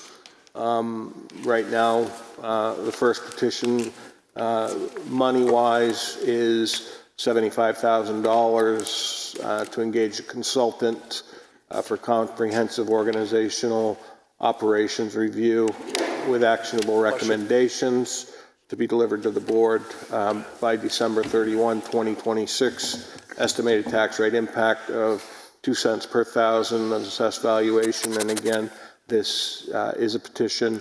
I believe you received it in your boxes and electronically. We did. And you will have to weigh in on this where it's a money article. Wait till Tuesday. Thank you. Next one, Jim. Oops, wrong way. Next one is a petition warrant article, and I've got to get clearance on this one because this board did actually take an action on disabled veterans. So Yes, we did. got to do a couple of compare and contrast and see what we can do. Yes, So, we did. That's already been voted. Yeah, thank you. this is another petition that was received regarding to make safety setbacks at downtown crosswalks permanent. That's the article as presented. It's not a money article? Not a money article. Thank you. I just wanted to make one comment. Brian? Nothing is permanent. That could be, if it passes, it could be voted out 5 years from now. It can be changed. So. And again, petition warrant articles are advisory. Advisory. Yeah. And they go in as written. They go in as written. You can't change them. Right. Yep. They can be changed on the floor at the deliberative session, but Not by us. not by you. Yep. Thank you. Another one to adopt, individual select board members shall serve on no more than 2 town boards, committees, or commissions, exception for those prescribed by law. No select board member shall serve as the chairman of any other of the aforementioned, as received. Not a money article, but it'll be up there as written. Correct. Could be changed from the floor. Not by us. That's correct. Okay. Anything else, Jim? And I just have here a suggestion of the outline of warrant articles and the ordering of such. Traditionally, the way that warrant articles are put together, any bonded items are the first ones. We don't have any bonds, so our operating budget would be the first one. We've put in the ambulance budget. We put in all those associated with the ambulance, so they're teed up at the same time. Suggesting the road, DPW grant vehicle, police vehicles, sidewalks, wastewater treatment plants, small sewer pump stations, park complex, Foss Field, court repairs, water resources capital reserve fund if we do it, water treatment plant, and veterans credit. That's what we have to this date, I do believe. And then petition warrant articles will go in by date submitted. And again, this is just throwing it out there as an option for you guys to consider. Linda? One question, the ambulance revolving fund, we're not going to be putting any money in it. And that would be my only concern of putting it there, and I would be more apt to put it towards the end, so you have all your money ones. That's the only question I have. Or the other thing is you're voting on the bundle, right? You're voting. More. We should talk some more about that because my sense is you'll keep them all together so that folks can vote on the bundle of things. There's 4 of them.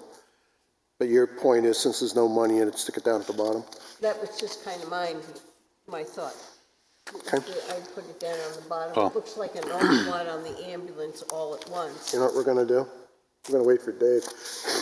Go ahead, John. So I was going to ask the board whether or not they would reconsider the Crescent Lake Ave a warrant article to rebuild the Crescent Lake Ave, do the water lines and the sidewalks. It was $300,000 of free money and $189,000 or $198,000 in taxation. It's for the people. It was infrastructure, and I was on the losing end because I voted for it and everybody else voted against it. But I'm just saying to the rest of the board, this is what the people are asking us to do. Our job is for roads. We should be approving this warrant article in our infrastructure improvements. I think I was on your side with that one, too. I thought there was two of us.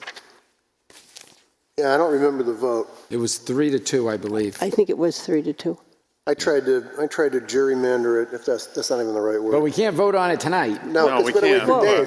But there was a certain amount out of the general fund and a certain amount out of the water fund. So there was $300,000 of free money coming out of the water fund that was already there, sitting in the bank, and $198,000 of taxation that we were going to have to It isn't propose. free. My only question, it isn't free money. It's the money that the ratepayers have paid in. When you said free, I was thinking of a grant.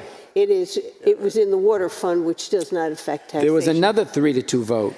Paul and I voted to keep the water rate increase at 2 cents instead of 1 cent to keep that fund balance healthy, and the other 3 voted against it. Yeah, here comes a disrespectful comment. That's a different subject. Yeah.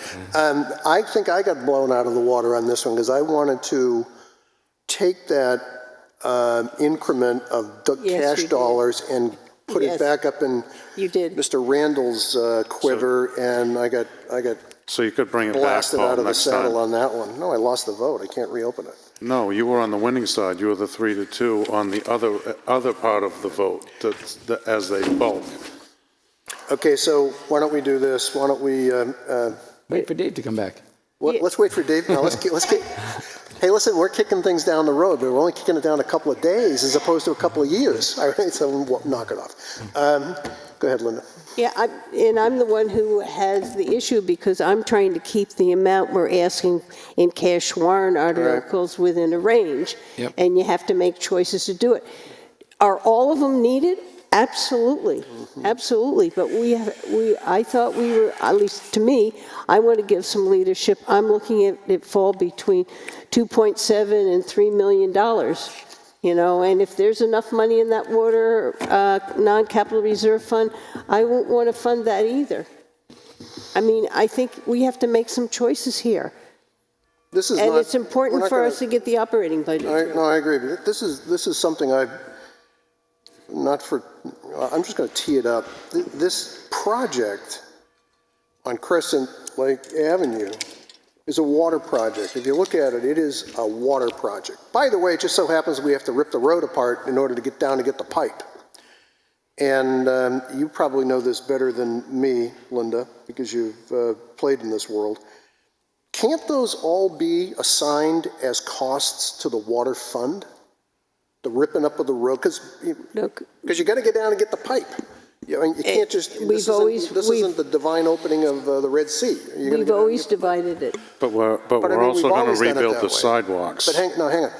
But You got the sidewalks too. was the sidewalks in there? Yeah, the sidewalks was in. I mean, I've talked to people, they said that was a great deal. Never mind. It is the complete streets project, and that's why it's divided. All right, okay. So what do you want to do about this, board members? Just so you're aware, the meeting minutes reflect Ms. Murray to remove the article Crescent Lake Ave from proposed 2026 warrant article list, second by Senecal, fails 3-2. Ms. Murray, Mr. Senecal, yes. Mr. Deshays, Mr. O'Brien, and Mr. Thurston, no. So it stayed. That's for the No, adding the money to that whole part of those minutes were what I had to try to get moved around. And as I understood it, the one that failed was Paul's Attempt to get the money up to Randall. It was Paul's attempt Your to and my attempt, Brian. Yes. It says, motion by Mr. O'Brien to reconsider, that was another one. A motion by Ms. Marie to remove Crescent Lake Avenue from the 2020, second by Mr. Senical. It failed. No. So I It should guess be I'm going to have to go back and watch that because doesn't according to square. this indicates that it's still alive. alive, correct? And that's not, that's not my recollection. My recollection is it, Yeah, I do. I think it has, we have to look at the. let's go back and look. Thank you for picking it up, John, but you may not get what you want, but at least we'll get clarity on what we did. If you want to stick to your words and keep up with the infrastructure, you may want to vote for it. Okay. Okay. Thank you for that, John. What else you got, Jim? That's all of your warrant articles at this point. Okay, any last comments or questions by the board on the warrant articles? Effectually, we're just going to wait for Dave. And are we in agreement, January 13th at 5 p.m.? Yes, or 4:30, so that we can move through till 5 o'clock. 4:30? We'll start at 4:30, because the deadline is 5 o'clock, I guess, if that's the right word, statutorily, but we'll start at 4:30, and we'll be going through 5 o'clock, so we will, I believe, be able to be in compliance. Wonder I lost my copy of the agenda, you took it from me. Not your copy, but my copy that has. Because you know who's next on the agenda? You. No, it isn't. I think I'm the last one. The next one is the. The town water reservoir update? I have no update. The director is on vacation, so I have no update at this point. Okay. And the next item on our agenda is an initial conversation, discussion about the annual report. The Select Board is responsible for producing an annual report. That annual report will have last year's minutes that will get voted on at this coming deliberative session, which will close out last year's event, and then whatever happened in 2025 will be documented in the annual report. Jim, you have some thoughts for us? I'm sorry, I don't, Paul. No? Okay. Here's what we have. We have two parts. Linda, you want to go over, just talk about your part, and I'll talk about my part? Yeah, what I did is, send some other paragraphs to Amy. She had done a nice rough draft for us, and Amy today put my paragraphs and her paragraphs together. I haven't had a chance to read it, so we don't need to make a decision on it, but that's how this came about. And when I did that, I went back and looked at the annual report, and there's a report on the Libby, and I was thinking that because we are Libby trustees, what we did with the Libby should be under the Libby report and not in our selectmen's report. So then I'll pass it over to you. So Paul picked up the duty of doing that, and so Paul wrote a short piece of prose on the Libby, and I will ask our colleagues here to review it, and we'll take it up at our next meeting. I mean, again, principally just a conversation or a discussion about what took place up until the time of 2022. I think it was 2022 when the collection was passed over to us. Suze, do you recall? Is that when the Friends gave us the actual documentation on the collection, or was it 21? I got to go back and check. But we did that. I chronicled the activities we've undertaken with the charitable trust unit. I discussed in this briefly that there was an ad hoc team put together by the at the request of the Heritage Commission to help us in two areas. I spoke about the fact that we did have Dr. Libby's collection evaluated. I spoke about the Preservation Timber Frame organization, who just completed their work this past December. Was it December, Jim, when they completed their work? December, that was bracing up of the back wall. I mentioned that we continue to collect barge fees for the docks, and then I gave a just a general ledger report on what was in each line item of the general ledger. You see it, Suzanne and Bobby, as you go through your last year's budget report. The GL is exactly what will be in the annual report. And then a short closing comment about, you know, where we hope and think we should be going forward. So we'll take a look at that. We'll look at Linda's work. And but the next question is the title page, right? We have to think about the cover of the book. Well, we have to do the cover, but we also have to do the dedication. And the dedication. And memorial, and I think Amy gave us a nice one for Kurt Titus to dedicate the book to, but we usually put in the back of the book in memory and memorial, and I think that there are two that we would want to do that to. One was Mildred Beach. She was very active in town and in the tours, and the other one was Chip Maxfield. Yes.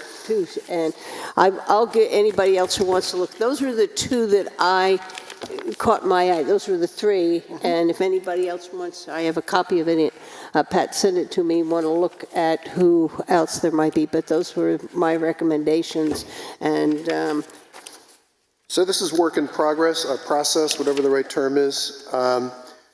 Board members, please take time to look at the work that we did for Amy, and Amy has more capably buffed up for us. And then we'll take this one up again and take a decision on what we should do here. And we also need to do the cover. And we need to do the cover. And there's a conversation about the cover. You want to speak about that? One offer is kind of a photograph of some of our new hardware. Yeah, and I just printed on Facebook. There is a picture of the new ambulance with 3 men in front of it. I had this one where we'd kind of... that was their first transport.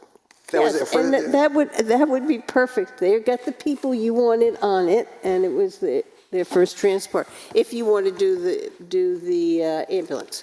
I'm not going to do this. I'm going to ask for the virtual show of hands. I had this idea of like getting a drone and just asking everybody who has anything to do with, who loves this town of ours, just kind of, our associates, just kind of fly the drone over them someplace and just and put that on the cover, because, as I said a few weeks ago in a rant, it's them who are keeping the wheels on this town, and we owe a lot to them.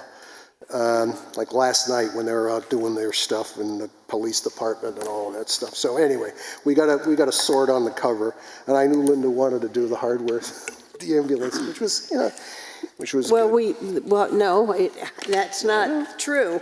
We were given pictures by Amy of the ambulance, and you made the comment. Let's wait for Dave. You wanted people, so I found one with people for you. That's the only thing. We also have the picture of Kurt Titus. In a tree. What concerns me about that one is, and I don't know if we can lighten it, I'd lose him in it. You could Photoshop that, right? I think they could. Brian can Photoshop. I think that's a nice picture of him, and if we could lighten it and make him stand out more, I would. A moment of levity. Has anyone heard the new ambulance siren? It's different than the old ambulance, than Stewart's. It's a little different. I heard it the other day. Enough of that. Warrant article taping plan. We need to start having a chat about that process. Each one of us is going to have the responsibility, if we choose, to sit in front of Timothy or that guy up there, or his proxy, and tape the warrant article so that we can begin the activities of letting the public know what we think about it. I don't know where you think on this one, Brian, but we also have this, the ad hoc team around the ambulance. So we got to kind of get a better sense of what they're thinking about doing too, so we don't crash into each other, right? Pardon the pun. Well, I think we're going to explain the warrant article, and they're going to give their input on why it's necessary, why it's needed, maybe where they are, history from last year to this year, and they'll explain all that. They are doing their own presentations and their own their own Stuff. meetings around town about it, but we still have to present it in a video for Yep. the public. Okay. Okay, that's that. But don't we, I think I mean, we've got to meet a February 3rd deadline. So we gotta set We some need to dates. get it up so people can see it. Yep. And we have to have enough time for us to record it and Timothy to get it up. So it's not, I don't think this is something we can just say, wanna oh, we'll do propose- it another. you wanna propose some dates? I think we need to find a date. You want to propose some? Tuesday, We'll do it earlier. 4 o'clock. You want to propose some dates? Well, you know, We're already wasting Tuesday, you might as well just So do it then. I would love to don't. do that, but I'm not going to have the presentation ready in that time.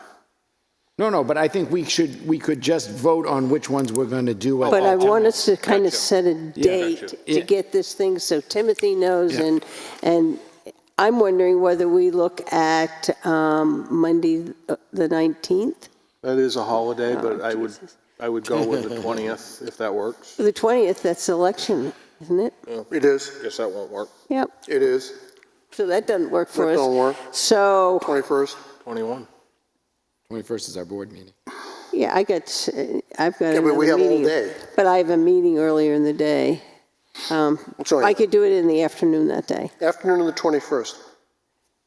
Does that give you, Timothy, enough time to get it up and run the week of the 26th?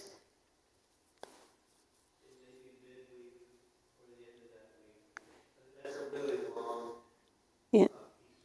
Yeah, and then you're going to I'm be not at the... sure. I'm not sure I heard Timothy. What was your answer, Timothy?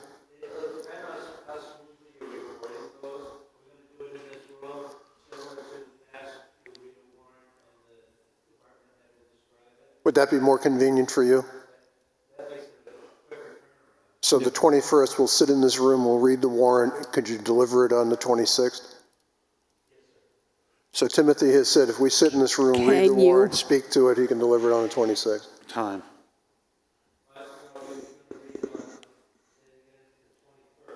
Yeah. No, I would give you Two- Thursday. Thursday and Friday. It's your Thursday and Friday. Wouldn't be, in 2 days, can you get it up by the following, if we do it on a Wednesday, can you get it up the following Monday?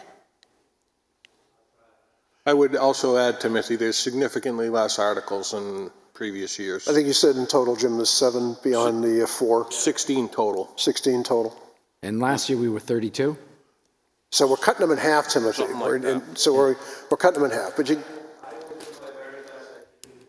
All right, so Timothy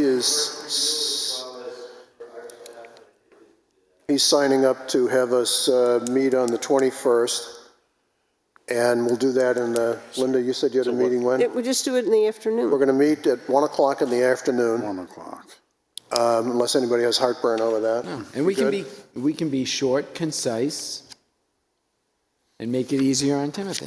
From your lips to God's ears. And then Timothy's going to burn this thing and get it up. So on Tuesday, when Mr. Senecal comes back, we need to assign ourselves to the warrant articles. So that's an action item in addition to voting. We got to get signed up as to which ones we're going to read. Who does the write-up? I will have it all put together for I'll have you. it all put together for I you. will try to get it out to you. I will try to get it done on the 16th, so I can send it out to you in my weekly notes on the 16th. So John, That's my generally goal. what we get is we get a copy of the warrant article as written, and you can add an introduction to it. I always add just a short piece to it, and then we pass it to the department head who, it falls under their purview, and they explain the warrant article to the public. They get into the I've seen details of them. it. Yeah, okay. So Tuesday, the 21st at 1 o'clock. The 21st at 1 o'clock, yeah. Wednesday. Yep, Yeah, we do. we do. So we'll keep you busy. And then 2 days later, you'll be all done. And we're ready to go. So Jim, you'll arrange to have the department leadership here on that day? Yep. on this coming Tuesday, when our beloved Dave comes back, we'll get ourselves all signed up to read the warrants. Okay? Any other comment on that one? Thanks for jerking us up on that one. It's good. Okay, any other business before we get into old business? Yes, you didn't Well, see, get, I know. you didn't return. Wolfeboro Water's update on Route 28. We're dealing with a couple of different agendas here. So we have a discussion on Wolfeboro Water's update on Route 28. Linda, it's all yours. Yes, Wolfeboro Waters received a letter from Hoyt and Tanner requesting that we provide them with information on environmental issues on the Route 28 project.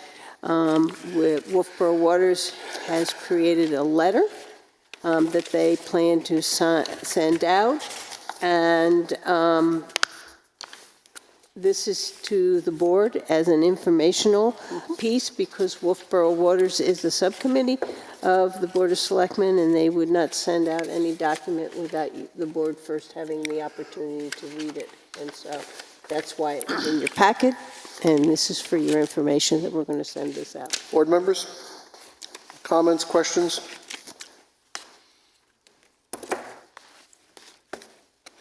Brian, anybody? You all good? So I read the letter. The letter came in originally in last June, July, was it, Linda? No, it came in September. September. So the response is going out now. The response is a personal opinion. I think it's well done. Basically, it's reminding State DOT of that there are current issues on both sides of 28, not just on the heading out of town, not on the left side, but also on the right side of 28, and that drainage, culverts, and those kinds of treatments are recommended. And I think the next step is they have to come back and say, got it, thank you. By the way, you already sent them something a while ago, right? They have been spent, at every public hearing, we have provided them information. We sent them the information, we got the letter, and so for a while we said, do we respond? And then we decided we would respond, and that's what we are doing here, to say, yes, this is all important. I will let you know that with the Wentworth watershed update, the quality of the water in Crescent Lake has gone down. I saw that. Yeah. So that report, they did state that it was going to start 2029 to 2032. Yeah, that's why we didn't rush on this. Yeah. Actually, I asked Linda the same question, and she said, yeah, we're not going to see anything until 2029 or 2030, which basically could become 31 or 32. And they do the drainage at the end. And they do the drainage at the end, so this could be a month of Sundays from now. At least I was glad to see the Hoyle and Tanner letter, and it describes how the road is going to be rebuilt, and it's going to be rebuilt the way the citizens in town asked for it to be rebuilt. Thank you for that. Yes, of course. Okay, anything else, Linda, on that one? Nope. Okay. It's just information. We're done with this business. Do we have any old business? No old business. Okay.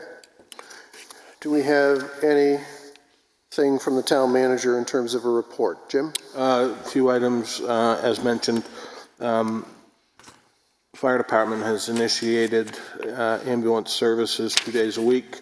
They will be providing service, primary transport on Saturdays and Sundays. And any time that the Stewart's ambulance in town does an interfacility transfer, they will be up doing primary transports in the town of Wolfeboro. If they have to do a transport during that time, Stewart's will begin to shift an ambulance back across to Wolfeboro, so we'll always have a second one on its way here. Budget, we're getting very close to buttoning this thing up. Tomorrow evening, we have the continuation of the final budget review. We will be reviewing estimated revenues and default budget, and discussing the public hearing. We'll be meeting again on Monday the 12th to review information for the public hearing presentation, and the public hearing on the budget is scheduled for Tuesday the 13th in this room at 7 p.m. With a continuation or a weather date of Thursday the 15th at 7 p.m. in this room. So that's where that sits. We did receive notification from New Hampshire DRA prior to the end of the year. They did approve the over expenditure. I believe I did send you a copy of that letter, but that has been approved based on the impact of health insurance costs. We had a preliminary meeting with the auditors. They're going to be getting us set up with a portal, which is something new with these auditors. And we discussed the process. They anticipate probably being here mid-March to early April to do their site work and go from there. In that meeting, I did have Brenda Vittner here. She's a consultant with MRI. She was in attendance to help us out with the audit.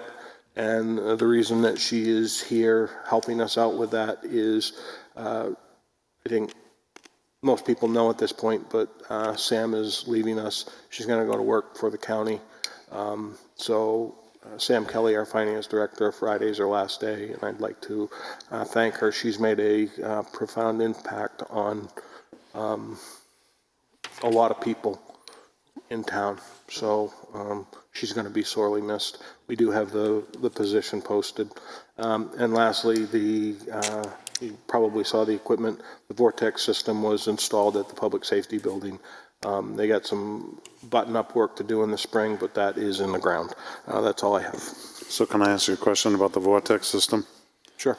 So did we, as a town, pay for that, or did we subcontract that out?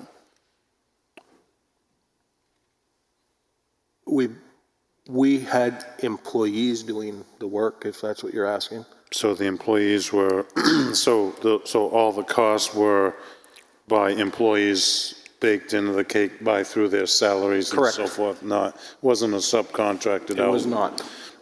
Okay. We did subcontract with a crane. We did subcontract with. Yeah. Hi there. Where is Matt Sullivan when we need him? Okay. We did subcontract with a crane and to get a larger piece of equipment. Yeah. In for the work. Yeah. So my next question is, when I look over the manifest, I had some questions on some equipment checks made out, and so how would I go about? Ask me. Just send me a note or ask me. Okay. I will get the answers for you. All right, thank you. Okay. Paul, can we rewind? Excuse me? Can we rewind for a second? Yes, sir. Other business. I've reached out to the board, I reached out to Jim. There's a House Bill 314 as amended. Hi, how are you? And the House Bill, what it does is it takes and it makes it so that any nonprofit that receives public funding will not be allowed to speak in Congress, speak in Concord to argue against legislation.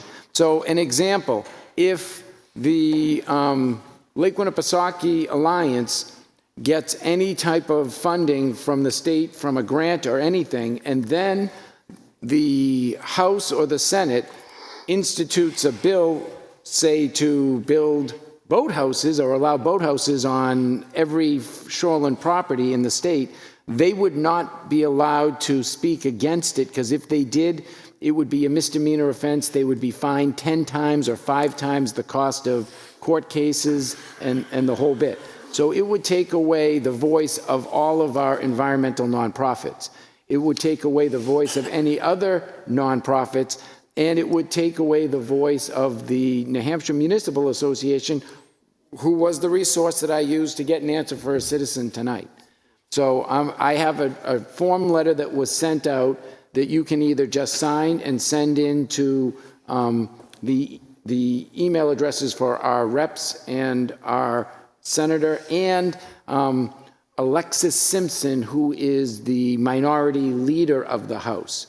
And you can send it in and ask them to vote against that bill or not.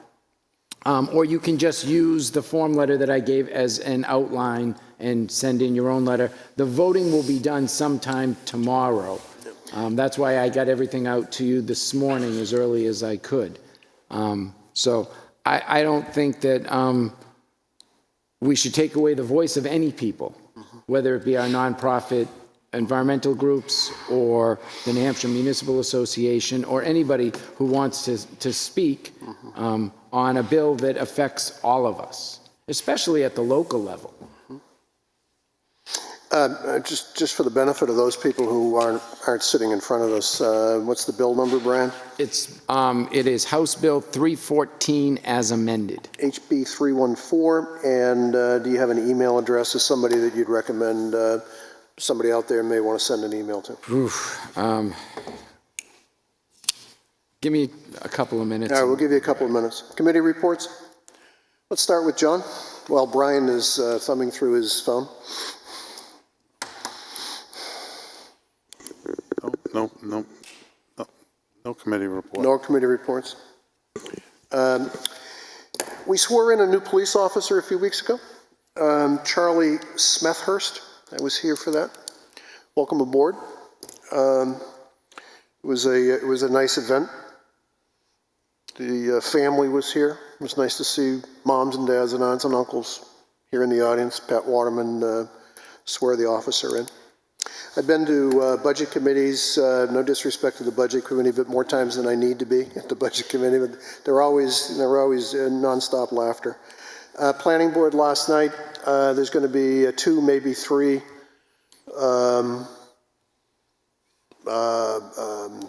ordinance changes proposed. They're actually more customer friendly.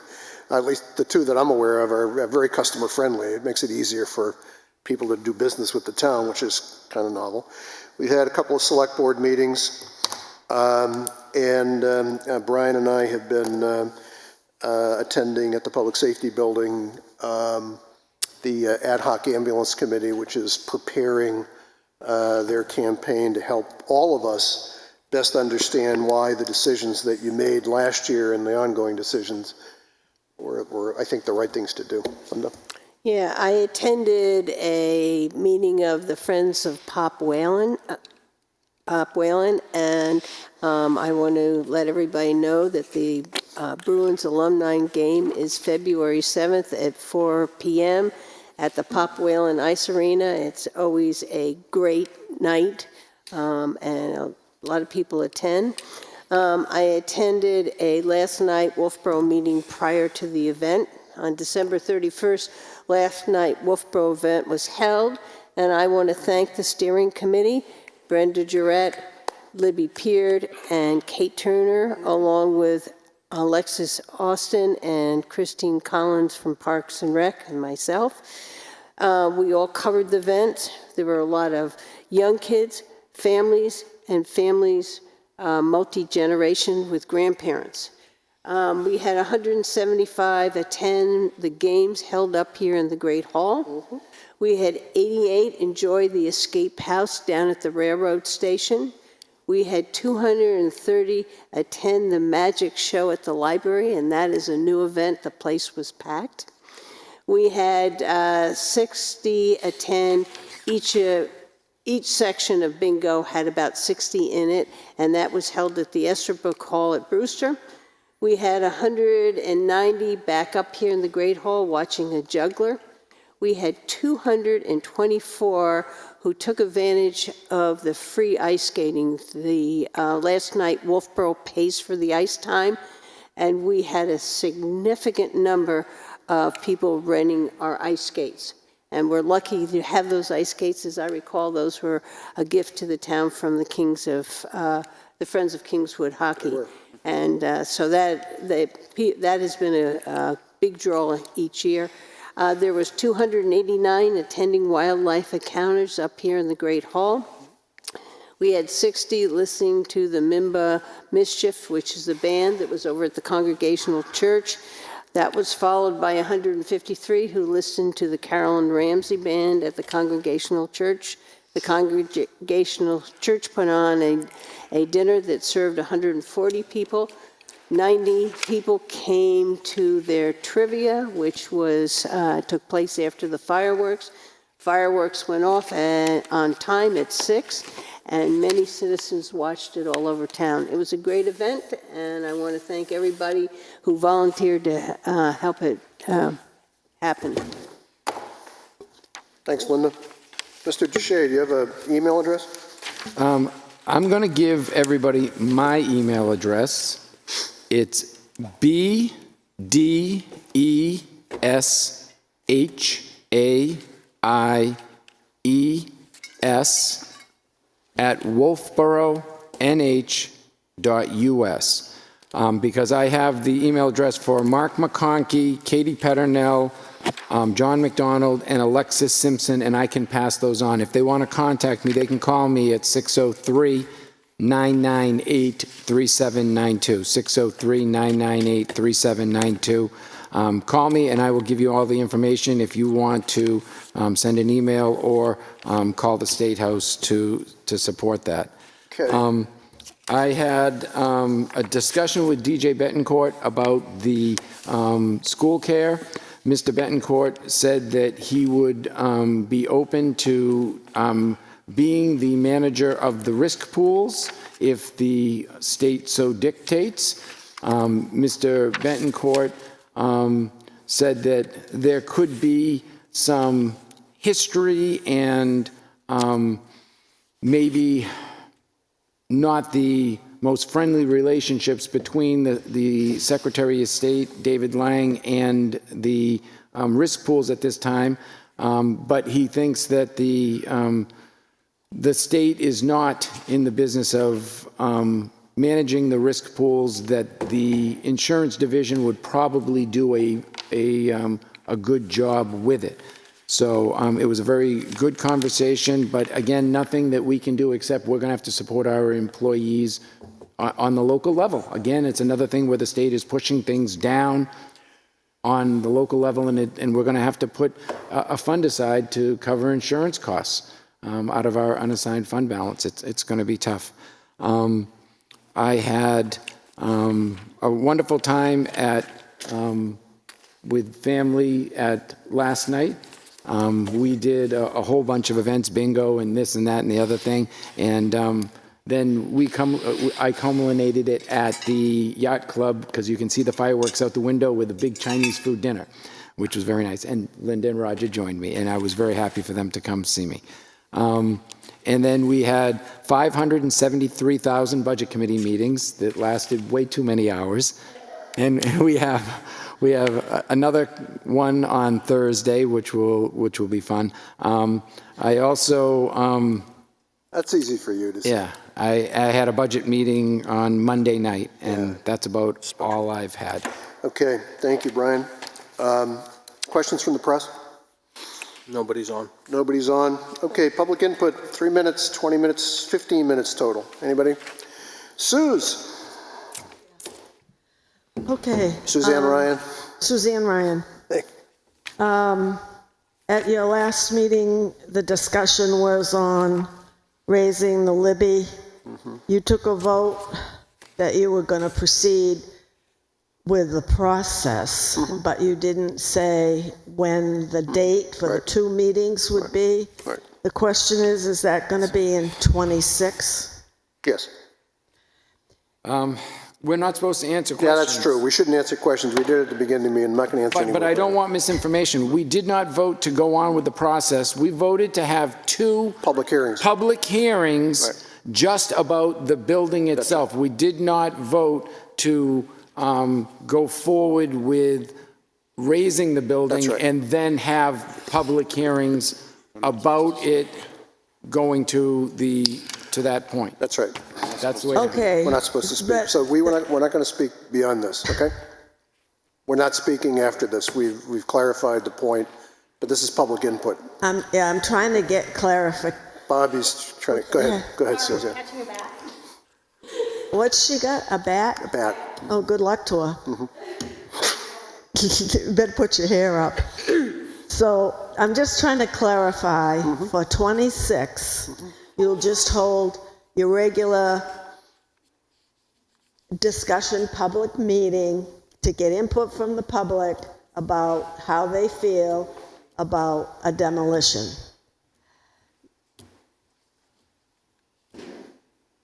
I see you just nodding. So you aren't going to implement the process of 4114 in 26. You just want to get feedback in 26.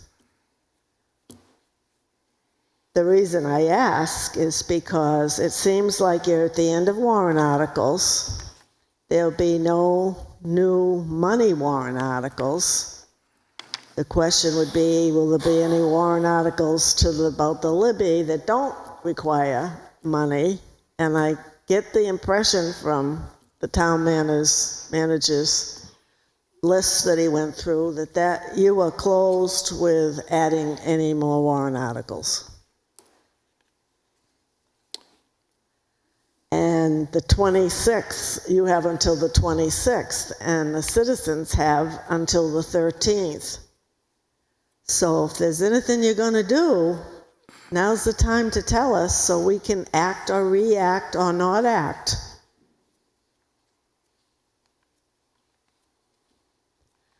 Okay, so if any rabbit comes out of a hat, there'll be some of us not too pleased. I'm assuming that we're copacetic and nothing to worry about. Thank you. Okay. Anybody else? Public input? Carol McMahon. Hi, Carol. Obviously, Wolfeboro resident, or I wouldn't be here. This article, key draft about the community multi-generational center is, since we can't ask questions, I don't know when the hell we're supposed to discuss these things we object to, but this is really confusing. If this is supposed to be the warrant article that Brian referenced last meeting when we accepted the $35,000 that Jordy had obtained as donations, is supposed to be that article, or is this another article about something else altogether? I mean, it's too confusing. I mean, appropriate $32,000.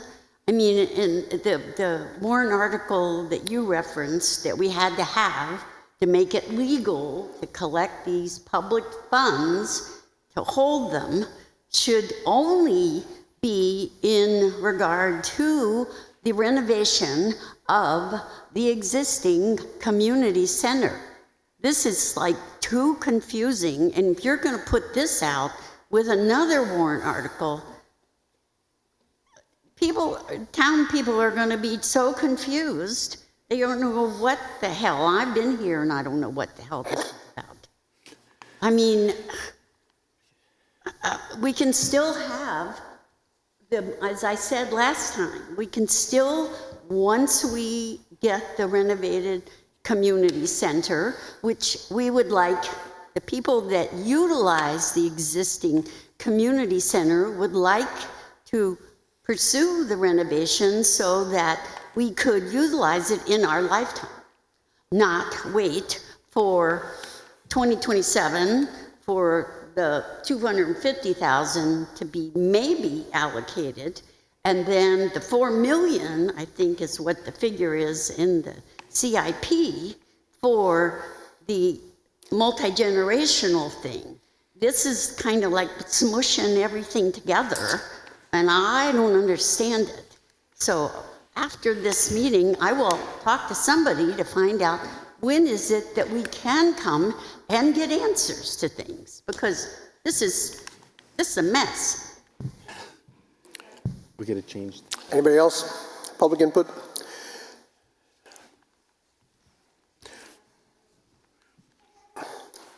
Susan Bunting, Wolfeboro. This is kind of directed to you, John. You made it personal when you spoke about Sarah Silk. I do not know anybody in this community that has given the time, is charitable. She ran classes in Ossipee, volunteered her time to teach children how to quilt.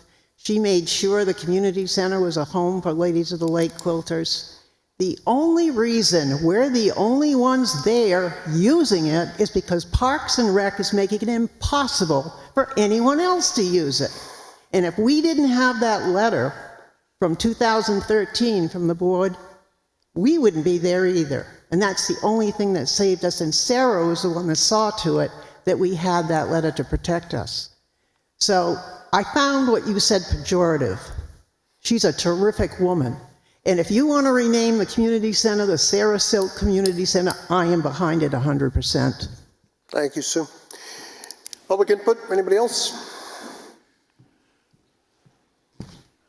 Hey! Yeah, good save on that bat. Like the highlight of the meeting. Luke Freudenberg, 68 Center Street. Earlier, you guys were talking about, John brought up the fact of the pipe that was located adjacent to the boat ramp at the town docks. And I don't remember what year we did the boat ramp. We cofferdammed off the entire ramp and redid it. At that time, we kept it dry. My belief is we also unearthed the area around to do the boardwalk down next to the gazebo. And I was told at the time, because I alerted Dave Ford, because that was still an infiltration when we had the whole thing cofferdammed off. It was still dumping in. And back then it was a clear but smelly, same thing. My belief, according to Dave Ford back then, was that the pipe was a sump pump that was located under the Avery building, and it had been there for as long as he could remember. It may tee off from the other building as well, the Latchaw building, but my recollection from those years was that was a sump pump that was located under the Avery building. So just to give you some clarity, I think Doug Lemery knows those grounds more than anybody over the years, so he might be somebody to reach out to that has the knowledge. Thank you. Thank you, Luke. Bobby Budman. I introduced you. You have to introduce yourself again. Thank you. Just quickly, the warrant article order, I think we can all agree how important it is to have our police vehicle warrant passed. I feel that putting it at number 8 below some of the other warrant articles, by the time people get down to it, will be money saturated and money logged by that time, perhaps. I'd like to recommend that we move it above the road warrant article, especially due to the fact that at the deliberative session there is probably going to be some argument and some type of discussion over that road warrant article. So it would be nice to see the police vehicle warrant article moved up to before the number 6, and then also number 5, the revolving fund. As Linda said, if you can move that down to 8 right before the petition warrant articles, because it has no monetary value on it. So please move the police warrant article up. Thank you. Thanks, Bobby. One more. Well, I wanted to ask questions, but obviously you're not going to answer any. Janet Vaughn. Aye. North Main Street. Thank you. I don't understand how you all, it is a multi-generational, but why are you changing the name of it, first of all? Second of all, if the seniors use it, we use it, people want to use it for birthday parties or whatever, anybody wants to rent it, it is multi-generational. But I don't even know why you brought that up, but it seems to me you're upset. You wanted the big $4 million building. We're trying to help. We got kicked out of there because it was too dangerous. I don't even want to go into that because it's upsetting.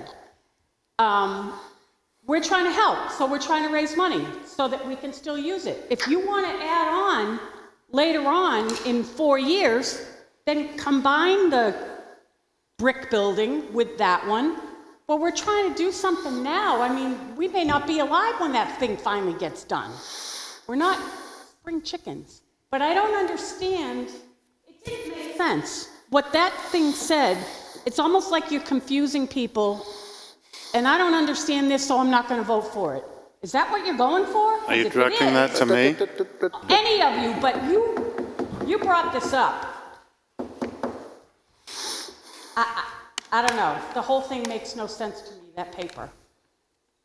We're just trying to help, and you don't want our help, is the way I look at it. Suzanne Ryan, again. I just read your bylaws before I came tonight quickly to see about how you vote.